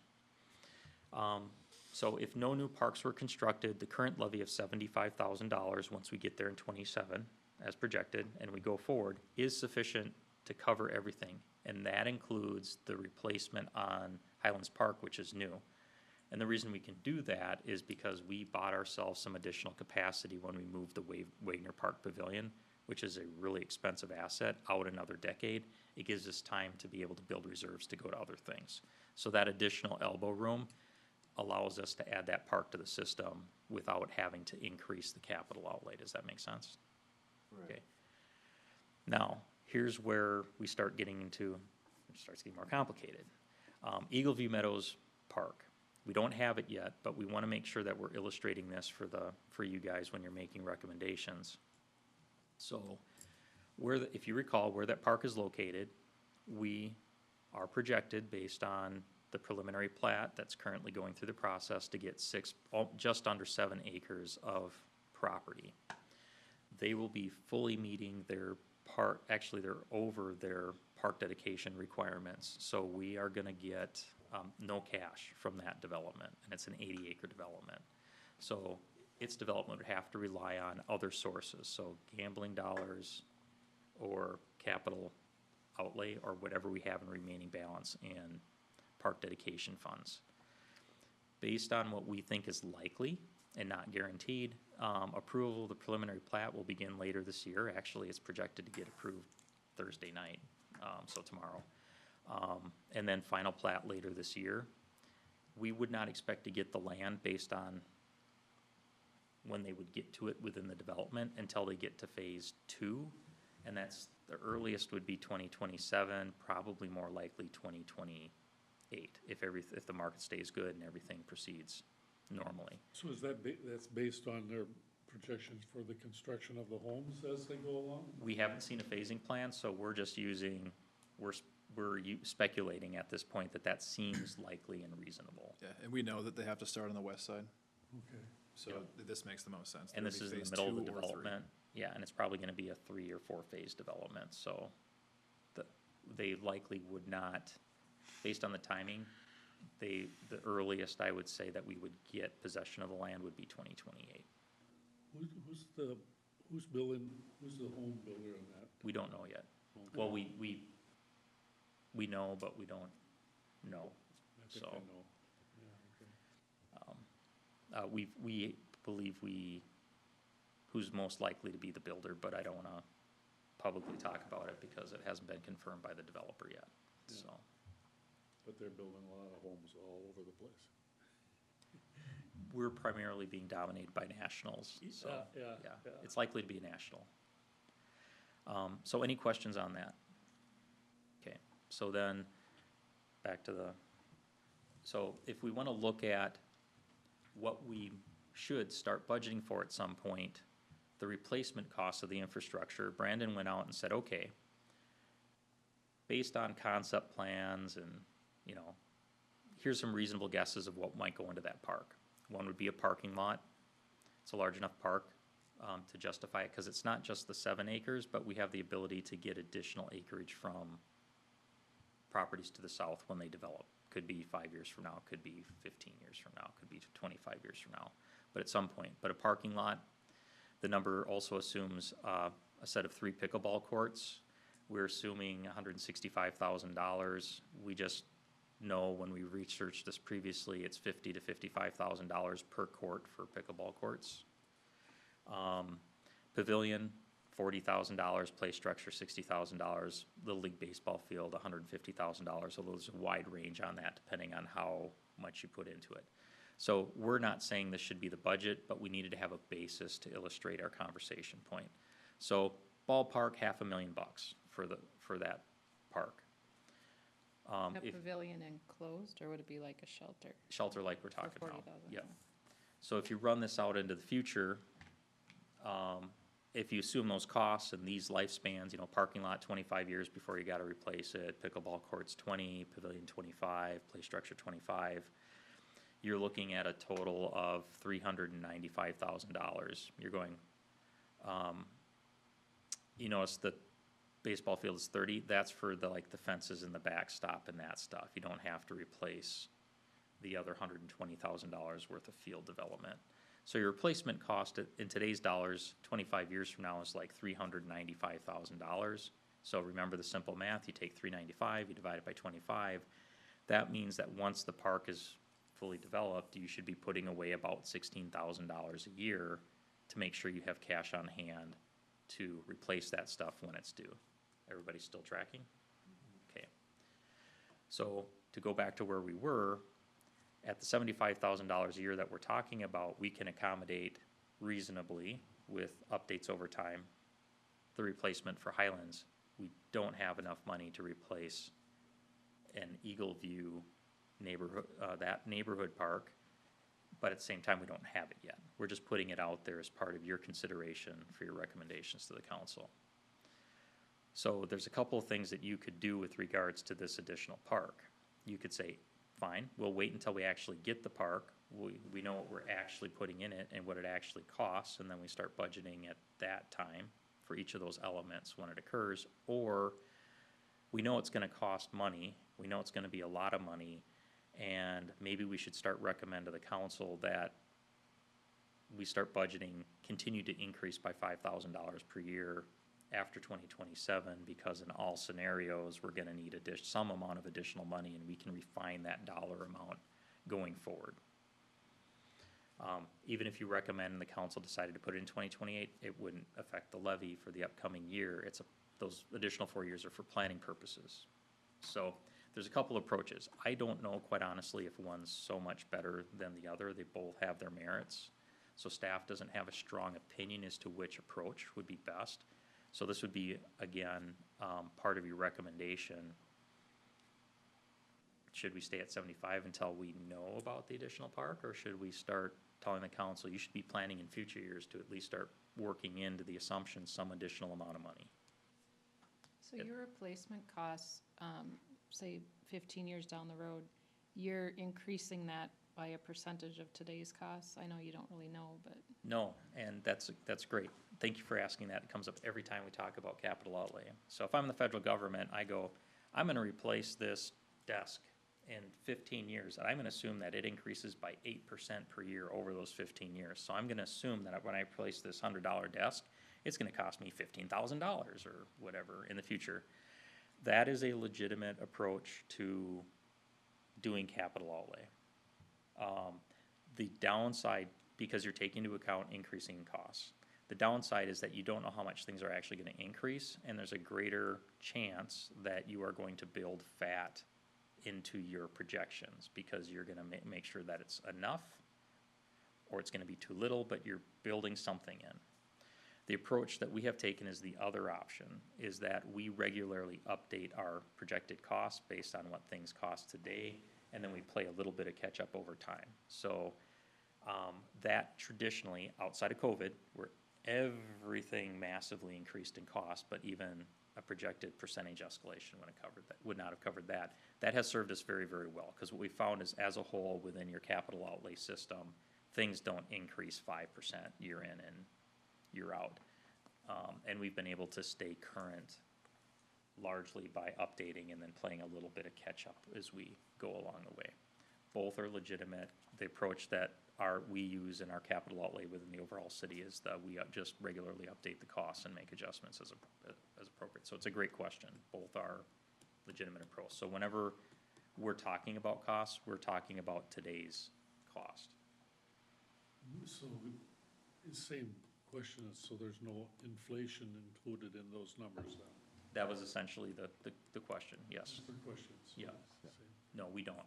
We update the costs regularly, and then we adjust what we need to put away to account for it. We feel that historically that's worked out better because we don't build in projected fat. We're being tightly tuned the whole way. Is there a risk that you get caught short? Absolutely. The philosophy has been that that's the better approach and maintaining a little bit of contingency, or making sure you don't zero everything out, is better than building in the 5-10% perpetually. Because historically, we found that that doesn't materialize, and you're actually overcharging yourself for that future expense. So for the amount that we budget for capital outlay every year, could that, instead of increasing by, a certain fixed amount, 5,000 a year, whatever, could we index that to inflation?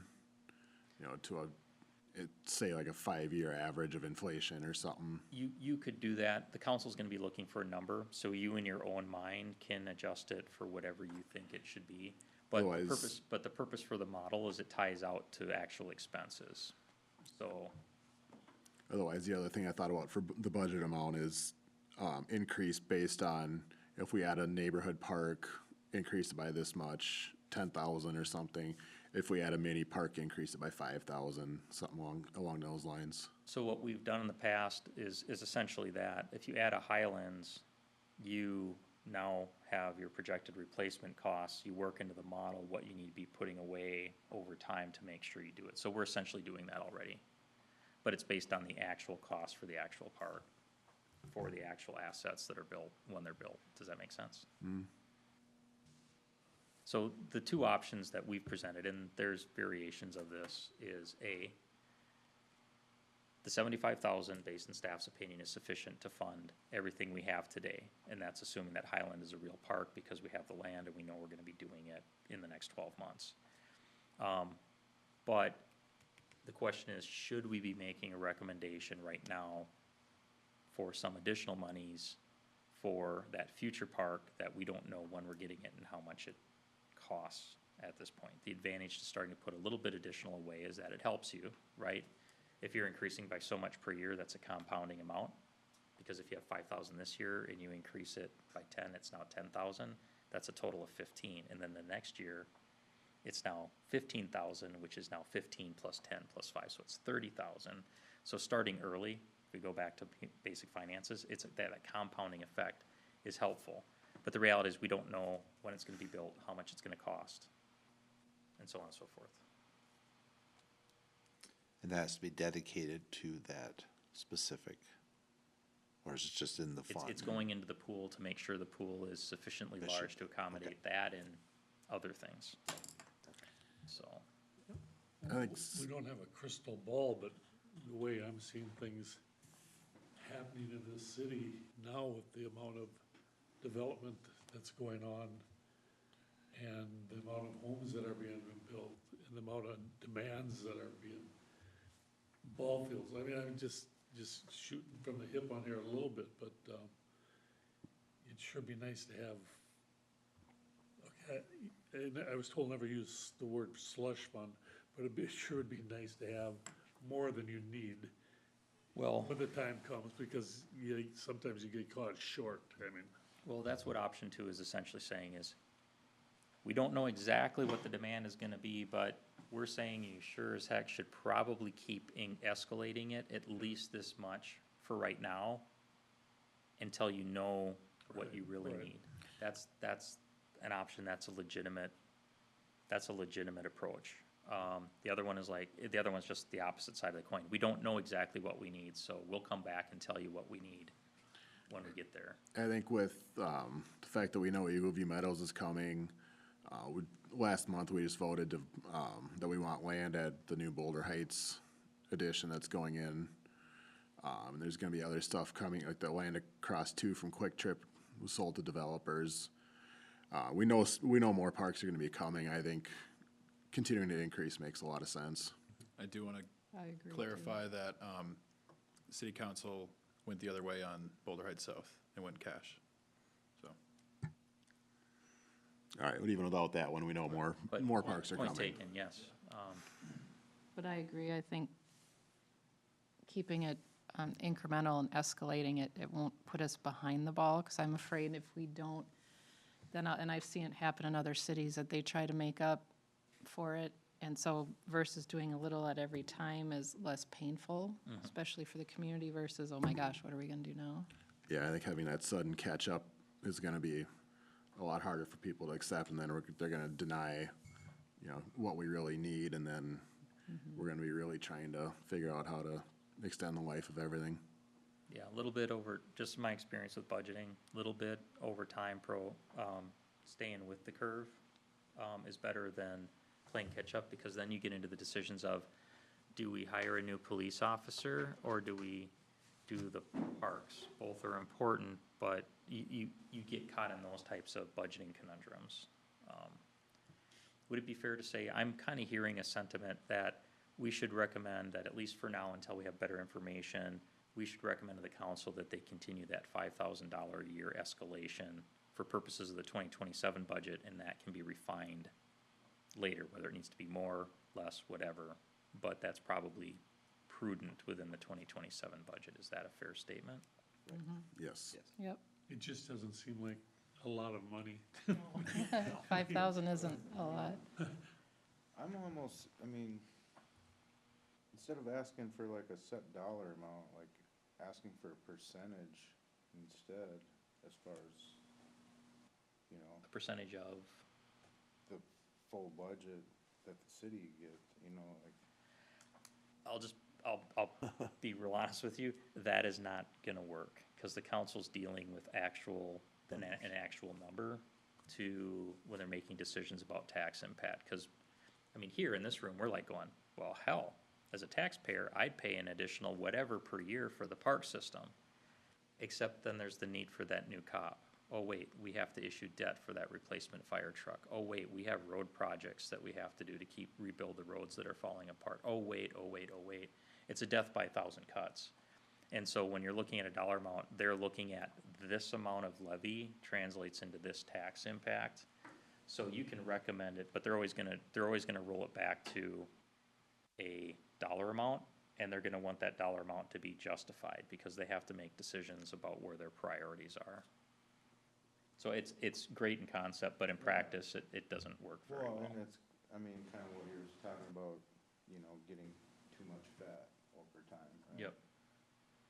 It just, to me, would just give us more to play with, you know, like more of a guarantee as we're growing, instead of just a $5,000 set, where what if one year we get 3 extra parks like that, you know? I think, We already have to plan for an extra 15 on this one park. I think that's why it's important we bring it back every year. That's, yeah. And Because that's- if we do get 3 parks in a year, you're absolutely right, the 5,000 is not gonna be enough. Right. So then, at that point, say if we do get 3 parks and we have this conversation, it'll be a lot easier to justify to the council why we need 20,000 more next year rather than 5. Well, but that 20 is gonna have to be congruent every year, right? To, Usually within capital outlay, you're looking at a gradual increase or a fixed amount that you're projecting into it, and you can change that base over time. So if Derek's team's like, we need another plow truck, once we get that, and that's how it works, we have another plow truck, we now have to adjust our capital outlay to account for the replacement of that plow truck. Does that make sense? So as we get new parks, and I think that's what Brandon's getting to, you have 3 new parks, you now have to start budgeting for the replacement of those 3 new parks in the future, and that's gonna jump what we're gonna have to be putting away for outlay at that Yeah, it'd time. be like back in 2023 when we first started this increase, when we did a $10,000 jump and then dropped it to 5,000 a year. If we had a bunch of parks that we came on in the same year, we could do another jump and then go back to 5,000 after that. Yep. And those are and again, within context, just to give you an idea within the budget, I'll give you real quick numbers. Every change in last year's budget of $30,700 change in the levy is a 1% tax impact to the typical home. That's about $17, right? When we do our budget, we do projected budgets. We know that we project a year +1 and a year +2 to see where we are, so the council can do a little bit of leveling between budget years, et cetera, when they're going forward. Based on that projection, we're looking at a 9.2% increase in the levy. We don't know what the tax base change is gonna be, but if the tax base remained exactly the same, that would be a 9.2% increase in taxes without any change in levy. And that has things like police officers, road projects, those types of things that need to be done. It's not saying parks are important, but I'm saying it's the council, when they're looking at it, they're taking your recommendation and priorities, and they're having to weigh it against everything else, against what they think is a reasonable levy to the taxpayer to treat them fairly as well. So while looking for you guys to say what you think is necessary, if you want to maintain credibility with the council, you also have to use some judgment on what's needed, not just a wish list, if that makes sense. Well, and if you add on, say, 3, 4, 5 parks, you're gonna need more staff, right? I mean, and you guys are probably stretched thin now. Yeah, so as we see growth as a community, it's a compounding. Now, that growth also brings with it additional tax base. But usually what I have found is that there's a lag between when the need and when you actually start to see the resources off of it. You might have that new park, scale's different, but let's say you have new streets and park and you need a new public works person, but it may take that development 5 years to build out, and usually from the time the building permit is pulled till you see full taxes off, it's 2 years. So you can see there's a lag in revenue from when you usually start to see the needs associated with development. So the council has to work through those pinch points within the budget over time, so they're not placing too much of a burden on the existing taxpayers, while at the same time, they're trying to meet the needs of all the new stuff that, of the growth at the same time. Because if that was the case, if new growth punished existing taxpayers, they're gonna say, screw that, I don't want any additional growth in the community. So there's that type of balance. But speaking from experience, parks is usually at the bottom of the budget pool Nice to have, not a need to have. when it comes to police, fire, public works. Parks usually ends up down at the bottom of the pool, so. And I think that's where, That's just, that's reality. and I think that's where the model we brought in helped this group successfully lobby the council for a pretty substantial adjustment in park budgeting, because it was needs-based and you could demonstrate the need and demonstrate the need over time, as opposed to something a little more abstract, like we have parks coming, or we should increase by a percentage.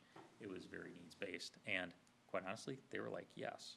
The other thing I should point out, Paul's true, I've seen that, that's been my experience in my career, but our council's actually put a lot of emphasis on parks and cultural programming and community festivals and stuff. That's one of the areas of the budget that has seen some of the, from a percentage standpoint, some of the largest growth in the last few years within the budget. But there's limits to it. I would agree. If you get down to, well, we need another police officer, or we need 5,000, we'll figure out how to make the parks stuff work. That's where I think if you're looking for incremental over time, it doesn't, to get to Dan's point, it's felt less in the budget over time, and it's easier to work. So if you guys are recommending that proactive approach, I think my guess is the council would be receptive to that. Because all you're saying is, we're just gonna stay on the same thing we've been doing for the last few years. We're just saying, do it forward into the future and do it proactively until we've got a better idea of what the actual needs are. Plan? Yep. Okay. So to Dan's point, so if we said 5,000 this year, and then next year an increase of 5% onto that 5,000, you know, whatever that, another 250, is that something kind of crazy too, or is that's like a double? This is my opinion. Yep. So take it for what it's worth. Yep.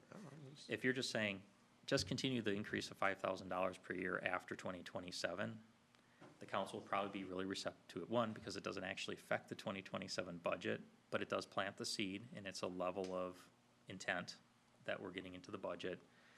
And it starts moving, to get to Angela's point, it's moving the needle a little bit proactively. And I believe the council would be receptive to that rationale for that assumption in the projected budget. Now, to do more than that, there probably would be looking for specifics. You need to, if we're gonna move it by 10,000 in 2027, you know, from 5 to 10, they probably would be looking for a little bit more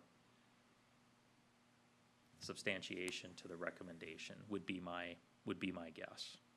This is the, Meaning, what do you need this money for? yeah, That's- where right now we're saying, in the future, just keep on the course you're on It in those might future years, and we'll come back to you and refine it when we got more information. There's really no cost to them to do that, and it's consistent with what we've done.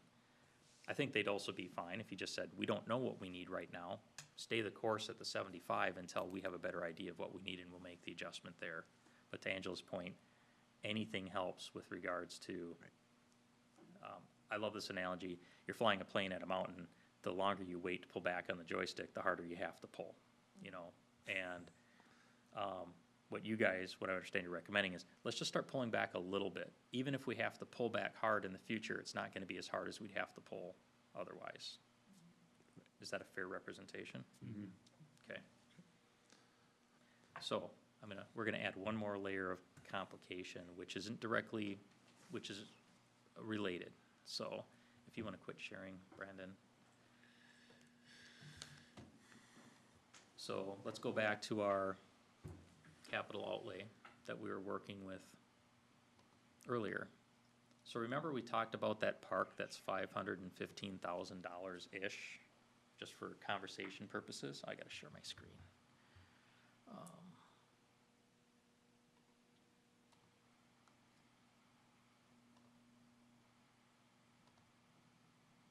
And we plug it in, We now have Eagle View Meadows Park.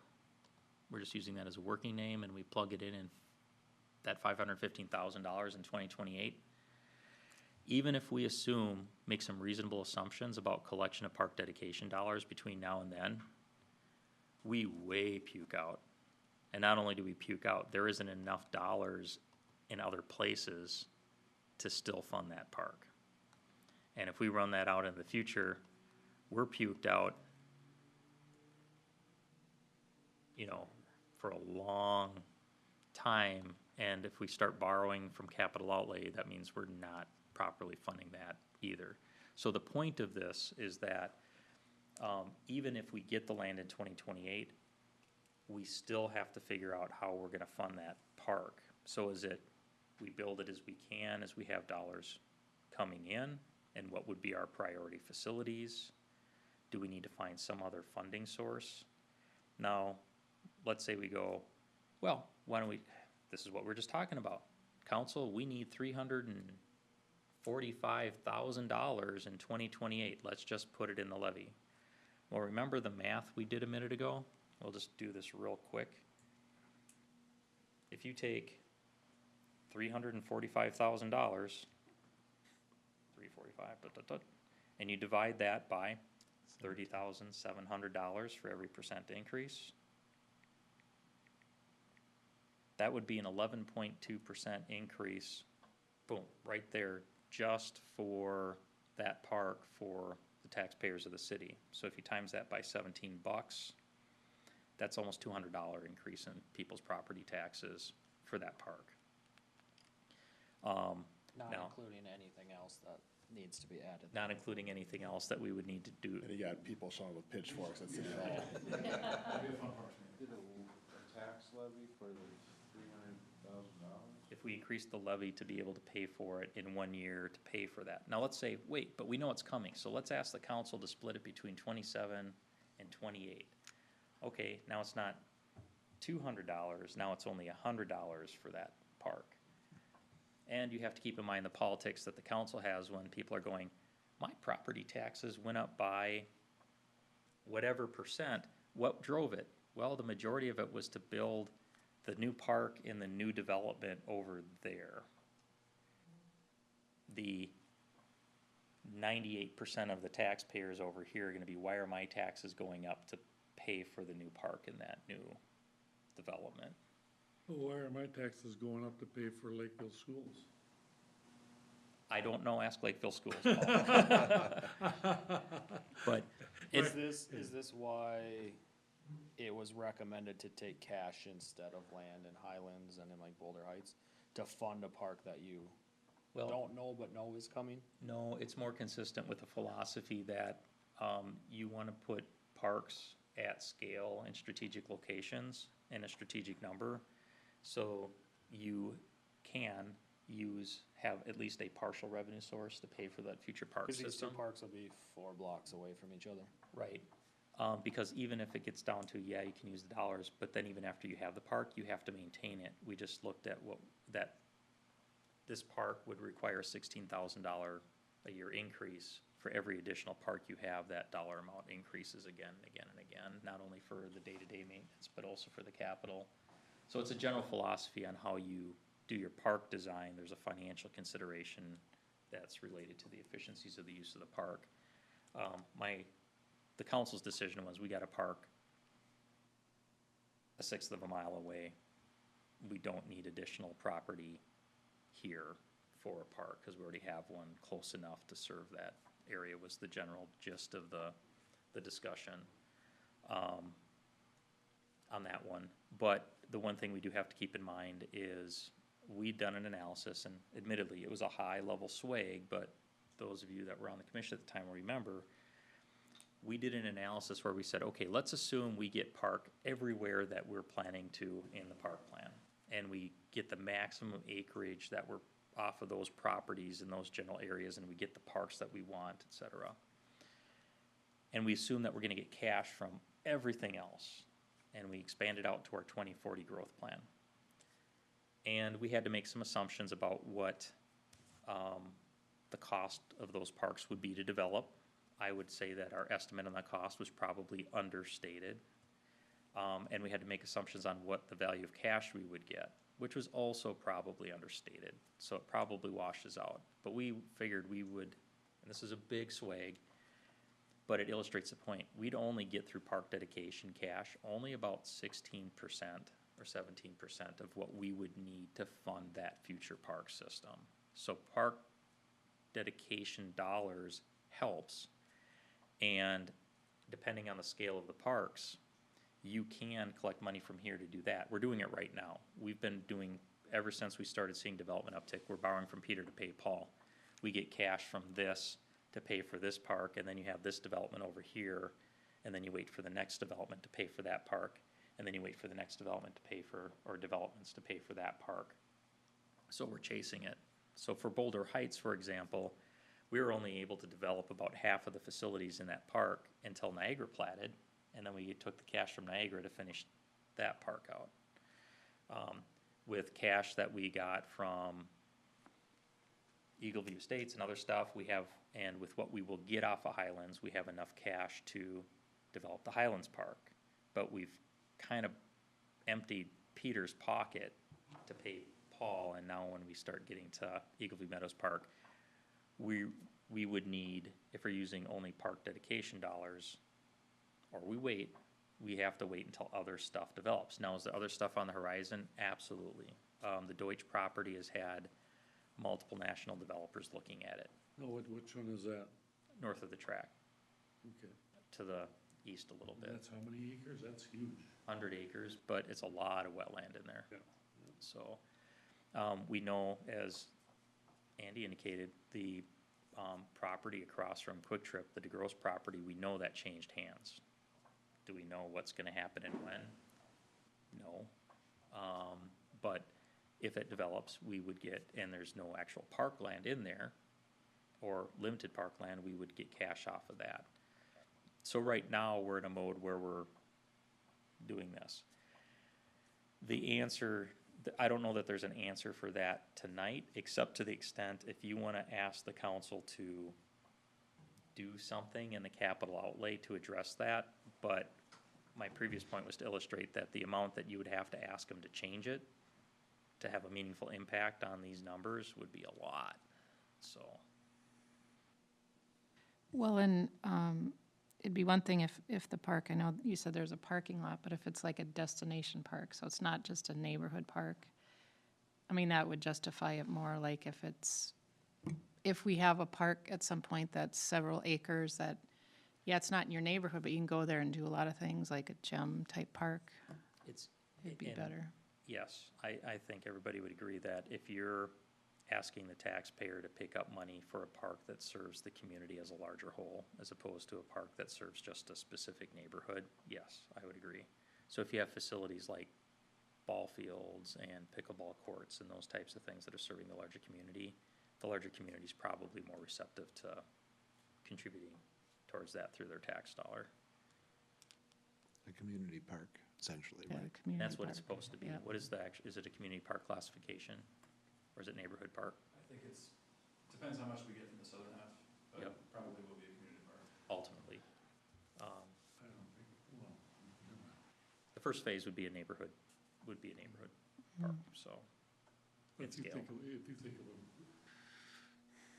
a full-blown community park, then you're talking multiple facilities, athletic facilities, and a parking lot, and, you know, all of the other playgrounds and big, large, I mean, Enclosed pavilion and yeah. and- something with a little more meat. so- Isn't it a minimum of 60 acres or something? Or what is that? Classification? for That community? scale where you're talking full community-sized parks or 60 athletic complex, 60 to 80 acres, you know. or usually at least 40. At least. Yeah, the, If you want a softball wheel yeah, and all of those other amenities and concessions and all that, you know, all of the Yeah. other things that go along with it. And Yeah, so based on our comprehensive plan, a neighborhood park is 3 to 10 acres. So this one is 7, so it'll be, you know, at the end of the day, a little over 10. So then if it's over 10, it gets the community park 10 plus. And then that larger community like play field / athletic complex, that's 40 plus acres. So this one will, at the end of the day, will be a community park as defined by our comprehensive plan. On the lower end of the range, but it'll Yeah. probably crack the threshold.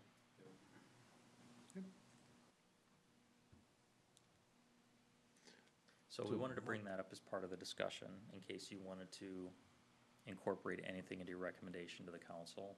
But the way the numbers work, $10,000 on 300 isn't gonna get you much. 20,000 isn't gonna get you much, in a timely enough fashion. But it illustrates some of the points that we're talking about, is that we have future expenses coming down the road, and we have finite resources to pay for it. And some of the, who you can blame for some of this is the Minnesota Home Builders Association, because we used to get $1,000 per house that was built. They've had to put that under permit. So we'd get we'd get the land, we'd get $1,000 per house to build the park. It was a sweet deal, and I hated to see it go away, but they put more pressure on the state legislation and said, no, we don't need to be.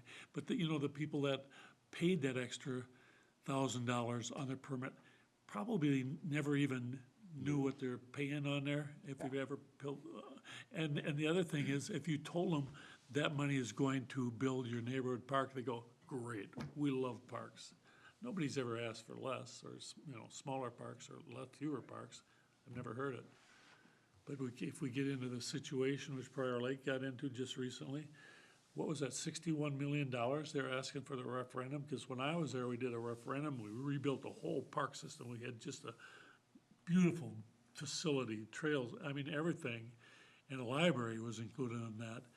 And all of a sudden, now they got to a certain point, they didn't have the money to refurbish anything, and they went to the public, so everything went to hell on them. They didn't plan well enough, and they asked for $61 million referendum from the neighborhood. The identified need was over 120 million. They figured if they asked for half as much as they Yeah. needed, it might actually pass, and Yeah. they still Yeah. didn't pass. Yeah, I spoke with them a little bit about that, because it was mentioned at a recent meeting, and I did a little bit of follow-up on it. And basically, it was a combination of things. One, they took parkland everywhere, so they have a very high number of parks, so that's additional capital outlay. That's part one. Two, they didn't fund the capital outlay for all of those parks. That became exactly what you guys were talking about, that it's what got sacrificed in the budget for a long time. And while they have built that back up in recent years, that number going towards capital outlay, they now have all these parks which are reaching the end of their lifespan, and they don't have a pot of cash to do it. So the only way they could do it was to go out through a park referendum, which the taxpayers are going, nope, we don't wanna pay it. that referendum seemed Some of awful. those, they had so many parks, some of them, when it came time, because the equipment's too old, they made them natural green areas. Yeah. Because the neighborhoods were aging out, so you didn't need that. So then you put all this planning into it and put all the infrastructure, and then 20 years down the line, like, oh, we gotta take it out because we can't really afford to put new equipment in, and hey, we'll just make it natural. And there's just like so many of them that I think at this point, Elko New Market, if we plan smart now, that we don't have to get to that. Yeah, I remember talking to communities back in the 2000s when there was the big housing boom, and you saw a lot of communities a little bit further out that were seeing development like they'd never seen before, and they're getting all these new parks. But then they couldn't build them, so they'd get the land, but they couldn't build it out, and it took them years to get the funding to build out some of those parks. In a meeting I was in, some of the Prior Lake leadership, they were exploring how they might eliminate some of the parks in their system, because they simply can't, if they can't afford to replace them and the voters aren't gonna step up to do it, they're faced with an economic reality, and there were some discussions that they're poking at, or at least some council people are asking them to poke at ideas of how could we basically repurpose those parks to something completely, to something else. Well, That gets into once they're dedicated, they can't sell them, they can't do anything with them other than make them a natural area, Correct. Yeah. They can still call it a park, but they don't have to have a playground equipment and Yep. trails and all that stuff, Yep. so. The trend is really going away a little bit in the profession, away from playgrounds and the typical parks and shelters as we know it. And, I did a little research on this, and it's going more towards natural areas and picnic areas, and trails is trails are very, very popular, and so it's, the trend's kinda going away from that same old typical Cookie cutter. cookie cutter, Yeah. yeah, and that's the way we design them, Structures. so. Young families want a place that the older they get, the older people get, the more they want trails and Yeah. those types of Picnic areas more and passive open activities. play, yep, yep, so. So this was mainly for informational purposes, but do you guys want to change or modify your previous recommendation based on this new information? How do you feel the council would look at that? Like if we increased from 5,000, I mean, we want to have a good rapport with the council, but if it's something you're like, they just don't have an appetite for it. Again, this is Tom's speculation. Right, yep. And to be honest, when we start getting into some of these projection stuff, they go like, Tom, what do you think? So some of this is my opinion, but I'll be honest, this is one of those cases where my opinion probably would carry a little bit of weight. I'm gonna tell them 5 or 10,000 is not going to put a dent in the type of dollars we're talking about. We're talking about whole new types of revenue streams. We need big money coming from development, and we'll have to be patient until we have the money, or we're gonna have to find another way to do it, like a bond referendum. But you're probably not gonna get the community to pass something on that scale. Might make sense. We might need until we get another couple of parks, and, they might need to put more meat on the bone. Those are all strategic discussions. I also know that we are potentially getting into these are a couple considerations, just to give you, that I will be advising the council. One, if you look at polls related to property taxes, this goes through cycles over time, and we're moving into a cycle where there is increasing resistance to increases in property taxes. There are points in time where people are like, yep, I'll pay more for more services or whatever. You're starting to see trends like we saw back in like the late 90s, where people are starting to go, no, it's inversing, where I don't want to pay more property taxes. That doesn't mean it's true exactly here, but we also have to keep in mind, and part of this is being driven by the fact that coming out of COVID, most levels of government had to looked at notable increases in their tax levies, because the cost of doing business just simply skyrocketed based on increased costs coming out of COVID. In our community, we have, out of the last, not this year, but the previous 2 years, we saw notable increases in our property taxes. My guess is that the council's going to be sensitive to that and other needs that we have. So while saying, hey, we should continue on this trend, I think it may be difficult against other needs that are known even today, to balance that for a significant jump in this. I think they're gonna look at, we either need to be patient, or we're gonna need to look at alternative funding streams. But it seems like all we're talking about is housing and housing and housing. Industrial and commercial properties pay a ton of taxes, so. You gotta get them first. What? You gotta get them first. And then Well, you that's gotta been make sure we done. don't give them United tax States, but breaks I to mean, come here. Is that, So, just so you guys know, as taxpayers, Niagara came on full taxes or mostly full taxes for the 2026 cycle. We saw roughly a 10% increase in our tax base. The Yeah. council was able to accelerate by years a lot of stuff that we would be able to do with a very limited tax impact. That is not going to happen next year. so nobody's talking, nobody's proposing anything that you know of, industrial, commercial. I know we got enough Well, properties. You hear rumors about it, but other than that. so to use Paul's example, if we had another major, let's say we had XYZ Corporation come in and they're gonna build a 400,000 square foot building similar to Niagara, and it generates that kind of tax increase, that would be great. Then, knowing that that's coming, the council might say, then from a priority standpoint, we may want to be able to accommodate these things within the budget, like they did last time, like we're gonna add we're gonna advance our expansion of the police department to try and get to full-time coverage. And we can absorb that because of the growth in tax base. They could do it for the parks. But remember, from the time that thing is built till you see those property taxes is Yeah. 2 years. So that would be the patience part. And it might not just be residential development, it could be commercial development, but you're basically having to live within a certain amount of means until you have that revenue starting to come in. And to your point, Paul, it's not just the park dedication dollars, we do get additional tax base. But also to your point, because we've had this discussion, when you get commercial, they usually don't create the same additional demand on services that you do from residential. So it's more, I used to say more extra cream on top, where when you look at residential, you have additional parks, you have additional streets, you have additional, all the services we provide to each one of those individual houses, where a Niagara, we plow the 300 feet in front of the, Yeah, we plow the street too. we plow though. the street in front.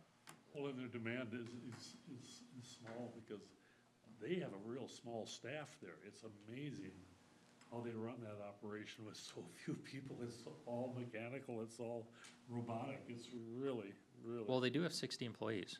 huh? They have 60 employees, 60. around 60, 55 to 60 Yeah, employees. but still, it's a major production. It It's is. huge. Yep. He took me on that tour of that plant, and I was just amazed. Mhm. Yeah. Yeah.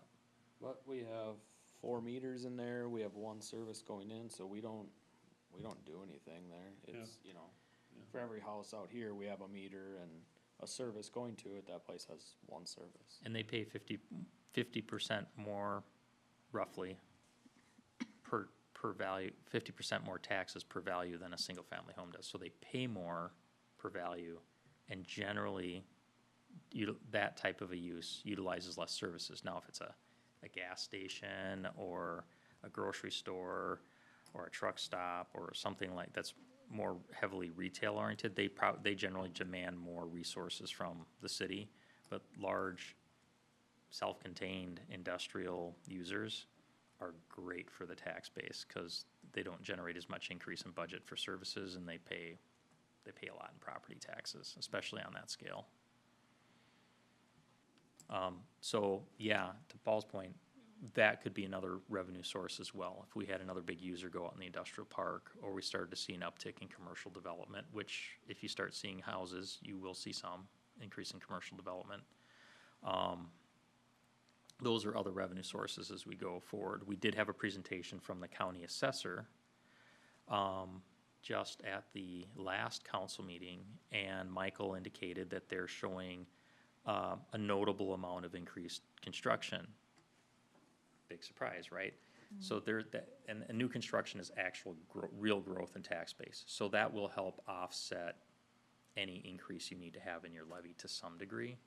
But we won't know what that is until we get deeper into the budgeting process. And it's nothing like, Niagara's like a once in a generation kind of impact to your tax base, so.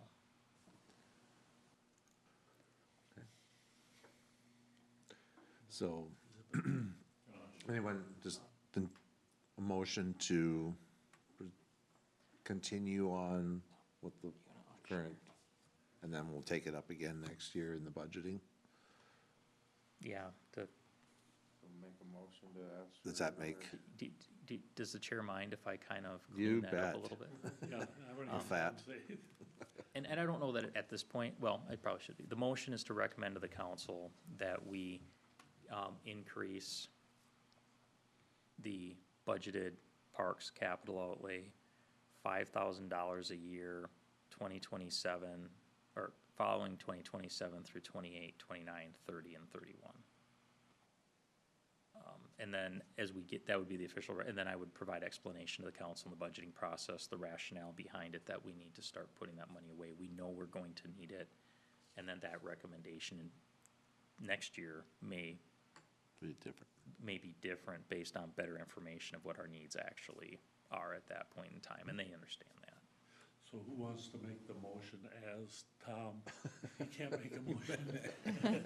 Who wants to make the motion as what Tom just I'll said? throw my name on the bus. Okay, Second. All in favor? Aye. Opposed? Okay, Are we done on that? I think we're done. Okay. You got what you needed, Brandon? I think so, and yeah, that puts us at, what, 95, if, assuming that goes through, we'd be having 95,000 a year, starting in 2031, if my math's right, so that's a 20,000 increase from the 75 now, so that would incorporate the 16,000 needed for Eagle View Meadows, so I think the justification's there. And just think back in, when we merged in 2007, our entire capital outlay was $10,000. I know that answer probably didn't help about the 515 we're gonna need for that other park, but Yep. I feel like if we ask them for any more, we're not, right now, it's kinda hard. Well, I think this, from what the rumors that I've heard, this city council, the mayor and city council wanna keep the tax base, tax as low as they possibly can too. It's always. I would say that that has been true of every council that I've worked for here. Yeah. But I would say that in more recent years, because of a lot of the analysis we've done on projected needs, the council has objectively ripped the Band-Aid when they Yeah, needed to. okay, So, okay. Are they aware of, I guess, the projected numbers for this next park? And the whole not the specific numbers, but they are fully aware of the issue of park funding. just overall? Yeah, they get it.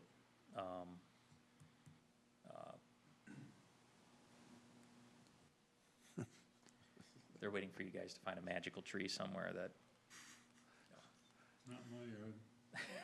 I've been looking for jars in my mom's backyard for years. She kept claiming she had them buried back there. If we had money in ash trees, we would have been rich. no, it's a big issue. They're familiar with it. They got the full report when we did the capital outlay, so they're aware of the issue, and every time we come back, it's the same message that this is coming, so they're familiar with it. They know that we're having this conversation, and I think they're just waiting to see what you guys are recommending. I can qualify it that, you guys are recommending this as a reasonable approach, and if they can, see their way to squeeze any more out. So, Okay, Are we on to updates and reports? ready? Right, Let's run it.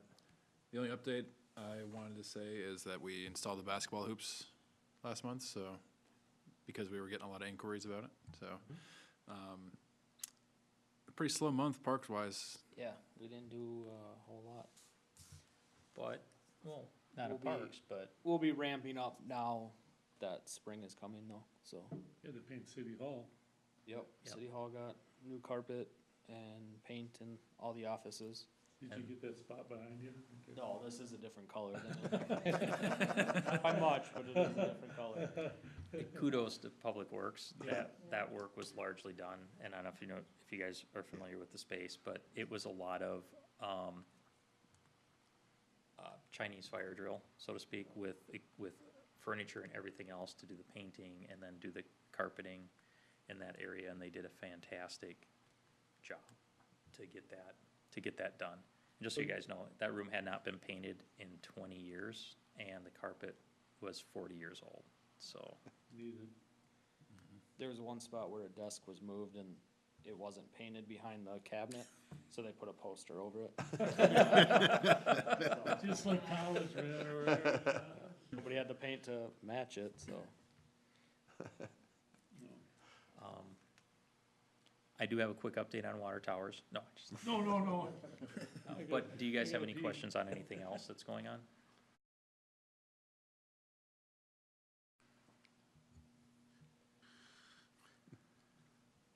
Mike's going, don't ask. Any other new development, What was that? any other new developments that are rumored? So, Brandon mentioned obviously there's the Boulder Heights South, the future phases. That is going to be, they submitted their application for preliminary plat for the first phase. No, for annexation, excuse me. So we'd annex the entire property. Once that's annexed, we would expect that we'd be getting an application in very short order for preliminary plat for the whole, for a good chunk of it, and then probably, either concurrent or immediately after final plat for the first phase of that. So I expect that project to start moving dirt this year. We have at this point no reason to suspect otherwise, but we probably won't see a lot of actual building permit generation till probably early or next year would be my guess.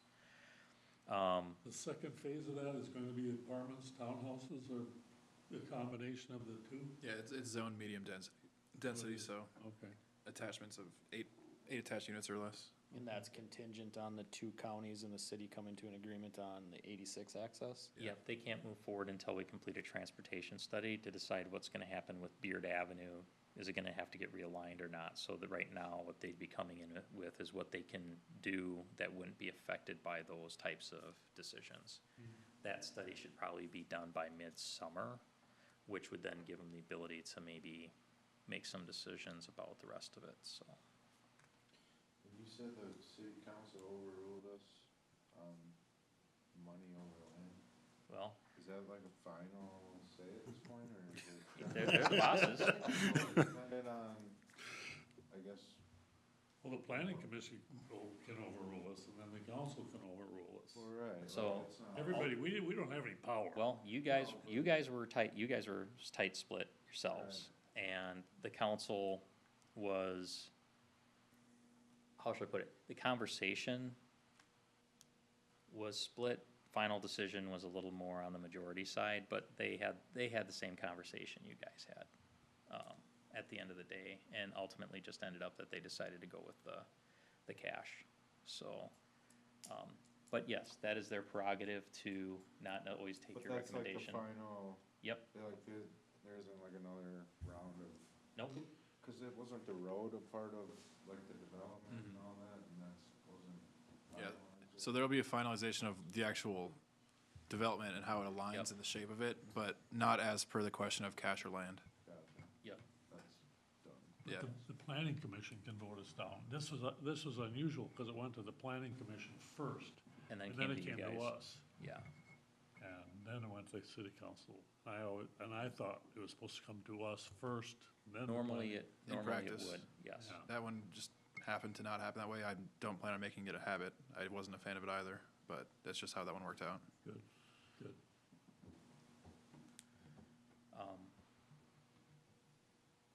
Any other questions? Good question. Other developments. So, we're aware that there are properties that are changing hands. That's usually a sign that something might happen. There's the Lee property, so if you go out towards the school, as you take the turn onto James Parkway to head towards the school, there's that 35-acre field just on the north side of the road. That property's been held by an investor for a long time. He's in jail. You know, you shouldn't kill Is people. that right next to the gas? Yes. Is that right by the gas? Yes, thing? the town station is in the southwest corner of that property. They make a nice park. And that's planned, that Eagle View Meadows, this is the southern half of that park, that Yep. development. So with regards to that one, we knew there were some title issues associated with it, based on the town station and how that was paid for and whatnot, and we knew it would take time to clean up. The property was bought to clean up the title, and then that entity was getting the title cleaned up, but they weren't a developer, so they turned around and sold it. We knew it was bought by somebody. We don't know who, because it was bought by some generic holding entity with a generic name, with a corporate law firm address, with the corporate attorney named as the officer for the corporation. So it's clearly somebody's just holding it away, in a way that they don't wanna make it apparent necessarily, or don't care, to put it out there. That was in foreclosure for a while, wasn't it? No, No? no. Bruce wanted to farm it. He tried to get the rights to farm, put some crops in Yeah, there. Bruce didn't buy it. Oh, he didn't wanna buy it, he wanted to farm it. So we, based on that, somebody bought it, there clearly is an investor, so it's either a developer, a big national builder bought it, and they're gonna develop it. An investor bought it so that they could flip it to a developer, or an investor bought it just to hold it for a period of time and flip it. We don't know, nobody's come and talked to us. That tells, my opinion, the people that are working in town are pretty communicative, and I don't think they would have bought it unless they talked to us about it. So I think it's another player that we're not aware of, and so we don't know intent. The Deutsch property, did have a developer looking at it. M&I Homes, who's doing the project just north of City Hall, was looking at that property. That did not come together. We are aware that there are other builders looking at the property. Don't know if those will come together, but there's interest out there. And then the DeGrosse property, which is 150 acres, but that's a mix of land uses, from commercial to high-density residential. We know that that recently closed. Nobody called us the next day and say, hey, this is what we're doing, so we'll have to wait and see what's proposed there. And then there's always other contacts that we are having with various commercial, industrial, and residential development entities that are contacting staff regularly. There's that corner property that's been for sale since I've been here on Dakota, right on 2 in Dakota. That corner property there that's Yep. across from the bank. Yep. How come nobody's, no commercial? Have you looked at the price? No. No, I wasn't interested in buying it. I was thinking about that It coffee. might answer your and question, though. That coffee and ice cream shop would look nice there, but No, no. Bart's, If you build it, they will come. They will come. Coffee, ice cream. I did get an inquiry from a coffee shop owner potentially wanting to move into the strip mall, so we'll see. We'll see. Oh, We'll the see end how- spot? Yeah, we'll see how Awesome, that goes, but- awesome, that would be great. Everybody talks about it, but nobody's been able to, Try to get Afford it. Subway. the best thing for commercial development, industrial is its own entity, but for commercial development, the best thing that can help us is rooftops and projected rooftops. Then you'll start to see that investment. yeah. But you, yeah, but it's kind of a cart before the horse kind of thing too, that, You gotta have the homes to get the stores. yeah. But We the just- stores attract people too. There is a synergy there, but they won't make the investment if the market's not there and that future market isn't there for them, so. All you need is a Taco Bell. Oh, you know, up north, they got a Taco Bell and a Subway together. Yeah, there you go. America, huh? There you go. Any updates on the 35 interchange or the County Road 2 and Xerxes intersection? So, on the interchange, as you guys know from previous updates, we did get $7 million from MnDOT for reconstruction in 2030. So, Andrew said he'd pony up the other 30 million, and we're good to go. No, so we're in the process of trying to get the additional money. It's a complicated project because there is no additional money that's formally allocated, so interchanges usually take a little bit from this pot of money and a little bit from this pot of money and a little bit from this funding source, et cetera. The county has indicated in the past, and they've indicated they have capacity within their funds raised through their transportation sales tax to pony up their required portion for it. And we've had discussions with them that they would be targeting around that 2030 timeframe. MnDOT does not have anything targeted for it, so I'll be honest, that's a straight up lobbying effort to get them to commit certain funds. There are other funding programs like regional solicitation, so the region decides what money, that they have a certain amount of money and they decide where they're gonna put it within the region.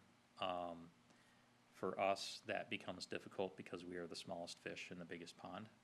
And I have been told informally by people involved with the state that if we were 2 miles that way, we would have had a new interchange a while ago, right? But we're competing against, fixing 494 and 35W and the bridges in Burnsville and so on and so forth. We have made a lot of progress in recent years with regards to elevating the need and getting traction. You may have seen the Facebook post. We got Deputy Commissioner from MnDOT down here to visit, and other senior staff. We're getting traction, so now I think, we've moved past the point of getting people to understand the need. Now it's getting to, okay, how do we fund it? I think we'll probably be putting in a bid for the regional solicitation. That's just another pot of money will probably go to whoever ends up being our state representative and state senators and say, when we get closer and say, we need this much money to help fill a gap from the feds, if we can. Just because there is what they call legislative discretion dollars. Historically, it's just straight up pork barreling. You get so much money to put to projects in your district, and that's decided by the national Congress at the time. We'd probably go after monies like that, and then we would just go straight up special legislation from the state or state bonding dollars. Those are all possible, but as you can imagine, it's a highly political environment to do that, and given where the legislature is currently, that's gonna be difficult. The one advantage we have is that the last 2 sessions, the co-chair in the House has been our state representative, which is a huge advantage in that arena, and I suspect that his connections, because of that position, have helped elevate the visibility of our situation, so. On Season 2, there's nothing specifically proposed at this point in time, although our traffic studies that have been done along too, especially associated with like AUARs and stuff with the Edelman property and also looking at the interchange, it's expected that there will need to be some sort of a traffic control adjustment there, probably a roundabout in the future, but I don't think we've hit that threshold, and right now there's no funding identified for something like that. Yeah, I was looking at the Scott County road construction plans for the next year, and I'm starting to wonder if they realize that we're part of the county still, so. Mill and overlay project on County Road 2 is slated for Next year? next year. Yep. So that'll be From Idaho to interchange. the interchange. They're gonna do a mill and overlay on County Road 2. Oh, great. So It's they'll a- Next year? basically repave it next Yeah. year. From where to where? To the, Idaho, so the gravel road on the west side of Firehouse uh-huh. Restaurant, all the way to the interchange. Oh, So the county will be out this year doing all their culvert work. glad I bought a new truck. Sorry, I'm old, I had to go to the bathroom, but my doctor told me to drink a lot of liquids. So the roundabout on Xerxes and 2, is that? It's up in the air right now. Wishful thinking. Oh, okay. At this point, it's, wishful thinking, some point in the future. There's no specific project. Use so. the other roundabout. No, that's my intersection, so Yeah. I don't care. So all There's good one. questions. Anybody else have any other questions on anything? I was just wondering, I have watched the 2 there though, I always thought, why don't they just add, like we did on the west side, on the east side, so force people, if you wanna go left, force them to go right and go down to the roundabout and come back. Isn't that That what would- everybody does? That's what I do. Pretty much, That's but- what I do. But I Used to be you mean, could go- alleviating that there's gonna be some major accidents there. You mean from like over the Coming over the interchange? bridge, Yeah. heading eastward, yeah, Yeah, so, Yeah, I don't envy anybody coming from the south on 35 at certain times of the day, trying to take a left. Yeah, you have to You go have, right. you have to Yeah. go right. Yep, you have to go down to DuPont, Yeah. going down to Niagara, go to that intersection, turn around, or go down the roundabout. and But turn yeah, That's- cause the, That's just like Xerxes and 2, like, I go to Glenboro, and I'll take a right onto 91 and then hit the roundabout, like, you're guaranteed to get out. Yeah. On Xerxes, you could be there for a while. yeah, well, you used to be able to go through that automotive place.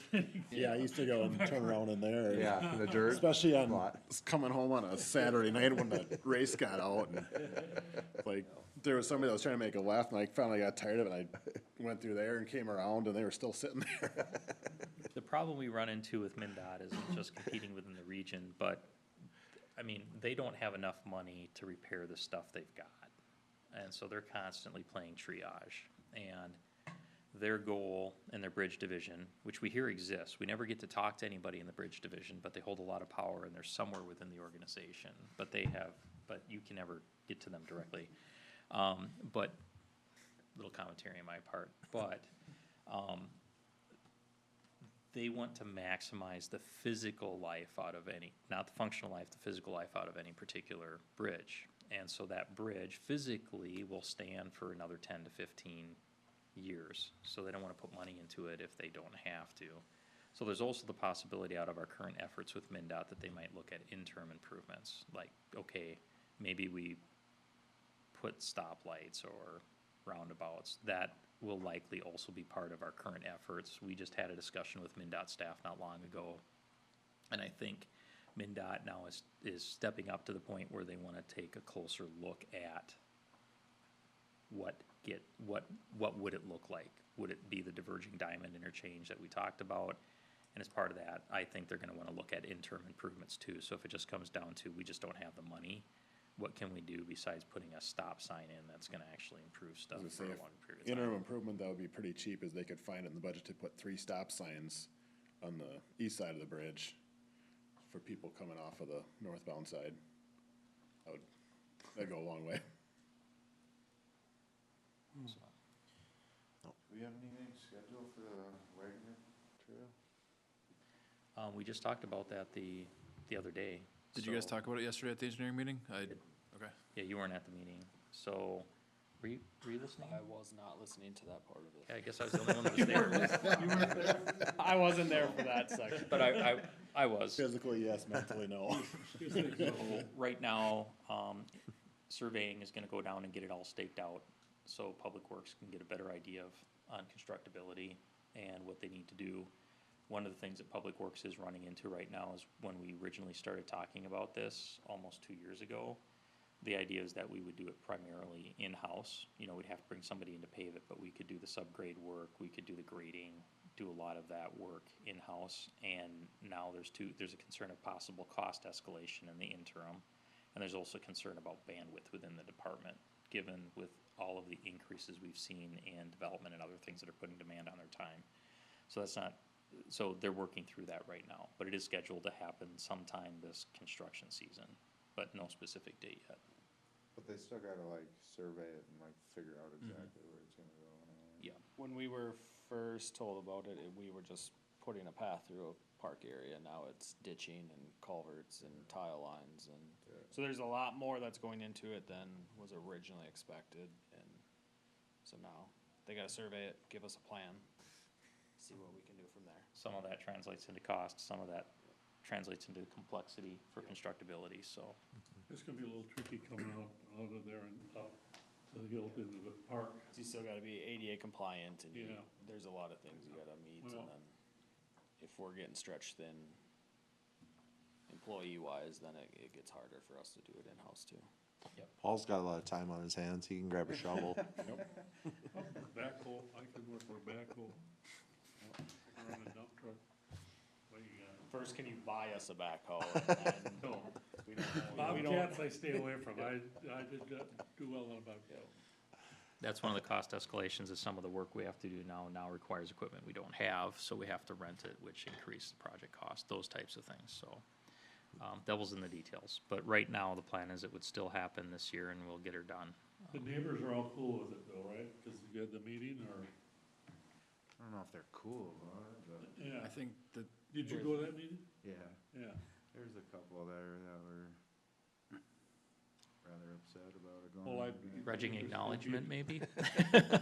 It'd be interesting once they survey it to put this, get the stakes in, get the flags in, then you see what they say. Yeah, It's we'll- always not in my backyard. We'll see if their house goes up for sale. Yeah. yeah, I think once the trail's in and they see it didn't change their lives at all, that they'll be fine. Oh, there'll be more vandalism and burglaries yeah, and so- rapes and everything on that trail. It'll be terrible. I think there's a lot of people that excited about it though, as well. It'll be so. terrible. It'll be good for the kids leaving Wagner Park. It will be good, yeah. Any other questions? Those are all good questions. Pete's Hill sign, Waiting on, pictures, Renee's very, very busy and it's hard for me to bug her with much. We've bugged her a lot and it's hard. Did you see the sign? I thought Renee showed it to us. Yeah, That was a. That was a draft made by ChatGPT.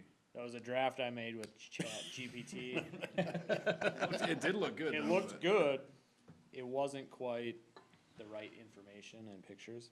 And then we met with a granddaughter and great-granddaughter of Pete's to get better information and more pictures, and then I'm waiting on Renee to write it up, and then I will send it to our sign I guy. got a thumb drive I'll give you, because it's got all of that stuff, and the guy that lives up the hill from me, Gene, Yep. he had this thumb drive he gave to me, and I looked at it, it's got all of this nice pictures and information, Yeah. I'll give it to you.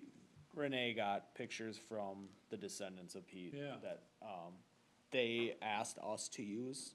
We're pretty, And I think they were good photos of past generations of the Knudsen family. So I have no need for it, I read Yeah, it. yeah, it can only benefit. We'll take it just so. because it's good Yep. historical and football, Yeah. if you want. Which does remind me, I should mention to you, so we talked about Renee and Brandon being strapped. So as you guys know, we're operating at 60% capacity within the department currently. So, with Jake's resignation over a year ago, we've been running at 2/3 staffing for over a year. So, and development is continuing to pick up, so we are stretched. And To- Stephanie left too, right? Yes. I just found that out, yeah, my neighbor told me. So to that end, we are in the process of interviewing a candidate for community development director position, so that person would be the new department head. We have an interview with council tomorrow night, and depending on how that goes, we may move them on to background. So there's a potential that we could have, if they make it to the finish line, we could have somebody starting June, possibly, so. And what's the community development director and planner? What is the title? Community Development Director. So they would be, if, for those of you that have been here, so I keep doing that because Angela's new, but, so the department structure, previously was, we had a senior planner and two planners. Renee is senior planner, Brandon and Jake Sklazacek were our planners. Jake went to Prior Lake. That gave us an opportunity to take a look at what we needed to do in the department. Renee's close to retirement. And so we needed to take a look at how much runway she likely had left and succession planning within the department. So rather than replacing Jake with another planner, we decided to replace him with a senior planner to provide some greater expertise in the eventuality that Renee retires. And then when Renee retired, we'd evaluate what we might need to do in the department, which could be another senior planner or a community development director at that time. Spent a year looking for a senior planner, didn't get one. So the decision, and the runway was even shorter, so the decision was to pivot to hiring a community development director position. And we do have a strong candidate at the moment for that. And so that would get us back to 3 people in the department, and then when Renee retires, we'll decide whether that's 6 months from now or 6 years from now, probably something in between those two. We would then make a decision about what our needs are in the department at that time. And it also provides having a department head, because right now I'm the de facto department head, so that's one thing I can move off my plate, so. So we can keep Brandon in this spot with, yeah, if you're lucky. with As long us, as you don't, with us, right? as long as you don't run them out. I didn't say right here, I mean, No, you'll be over there, you'll be, I mean. yeah. Those decisions Right-hand man. ultimately would be made by the new community development director, but Renee's not really in a position to do it, given what her role is going to evolve to, so I think the likelihood of it being different than Brandon would require the community development director to say, I am a big parks person and I want to do this, and I'm gonna take it from you, Brandon, so. No, don't do that, Brandon's just gonna. don't do that, He's cry hoping. myself to sleep. No, I'm don't do kidding. that, don't do that. But I don't think that's likely, because that role's gonna have a lot of other stuff on their hands, so I guess they're gonna say is Brandon, you've been doing a good And job, it's honestly, your baby, man. Parks takes a lot of my time. Let's keep Brandon, all in favor, say aye. Aye. So, You're in. Overruled, Dang it. can't resign. That's right, that So. doesn't matter. If we need to I didn't- cancel some meetings, I didn't it's fine. swear. I know, I haven't canceled one on you guys yet. I bet you're waiting for a break. We'll see. so any other questions? You guys are full of good questions. A lot of them. Guys Yeah, are. Have we bought any more houses in town? Well, there's one up on Pete's Hill, it's kinda on that dead-end street, it's the first Was one that in on the Brownwood? north side. You haven't been, You you signed up for this. Get off. Condemn it in eminent domain. No, I saw that old house That's got torn nice. down next to the old garage. Nope, they just took it down. That hasn't been habitable for years. So does the person that owns that garage own that house? Yep. So there will be a, They tore it down for resale, basically, I think. oh, that's the house. Yeah. More than likely, that property, those combined properties will be redeveloped into something Yeah, that's what I'm else. hoping. Yeah, Yep. that'd be a nice corner. Yeah, throw a motion at the wall, Mike. Yeah, the current owner of it has indicated their ultimate goal would be to potentially redevelop it or sell it to someone that's gonna redevelop it. That's where our new pizza Italian restaurants go in that corner. If you build it, they will come. And Spumoni. There you go. Second. We're all in favor.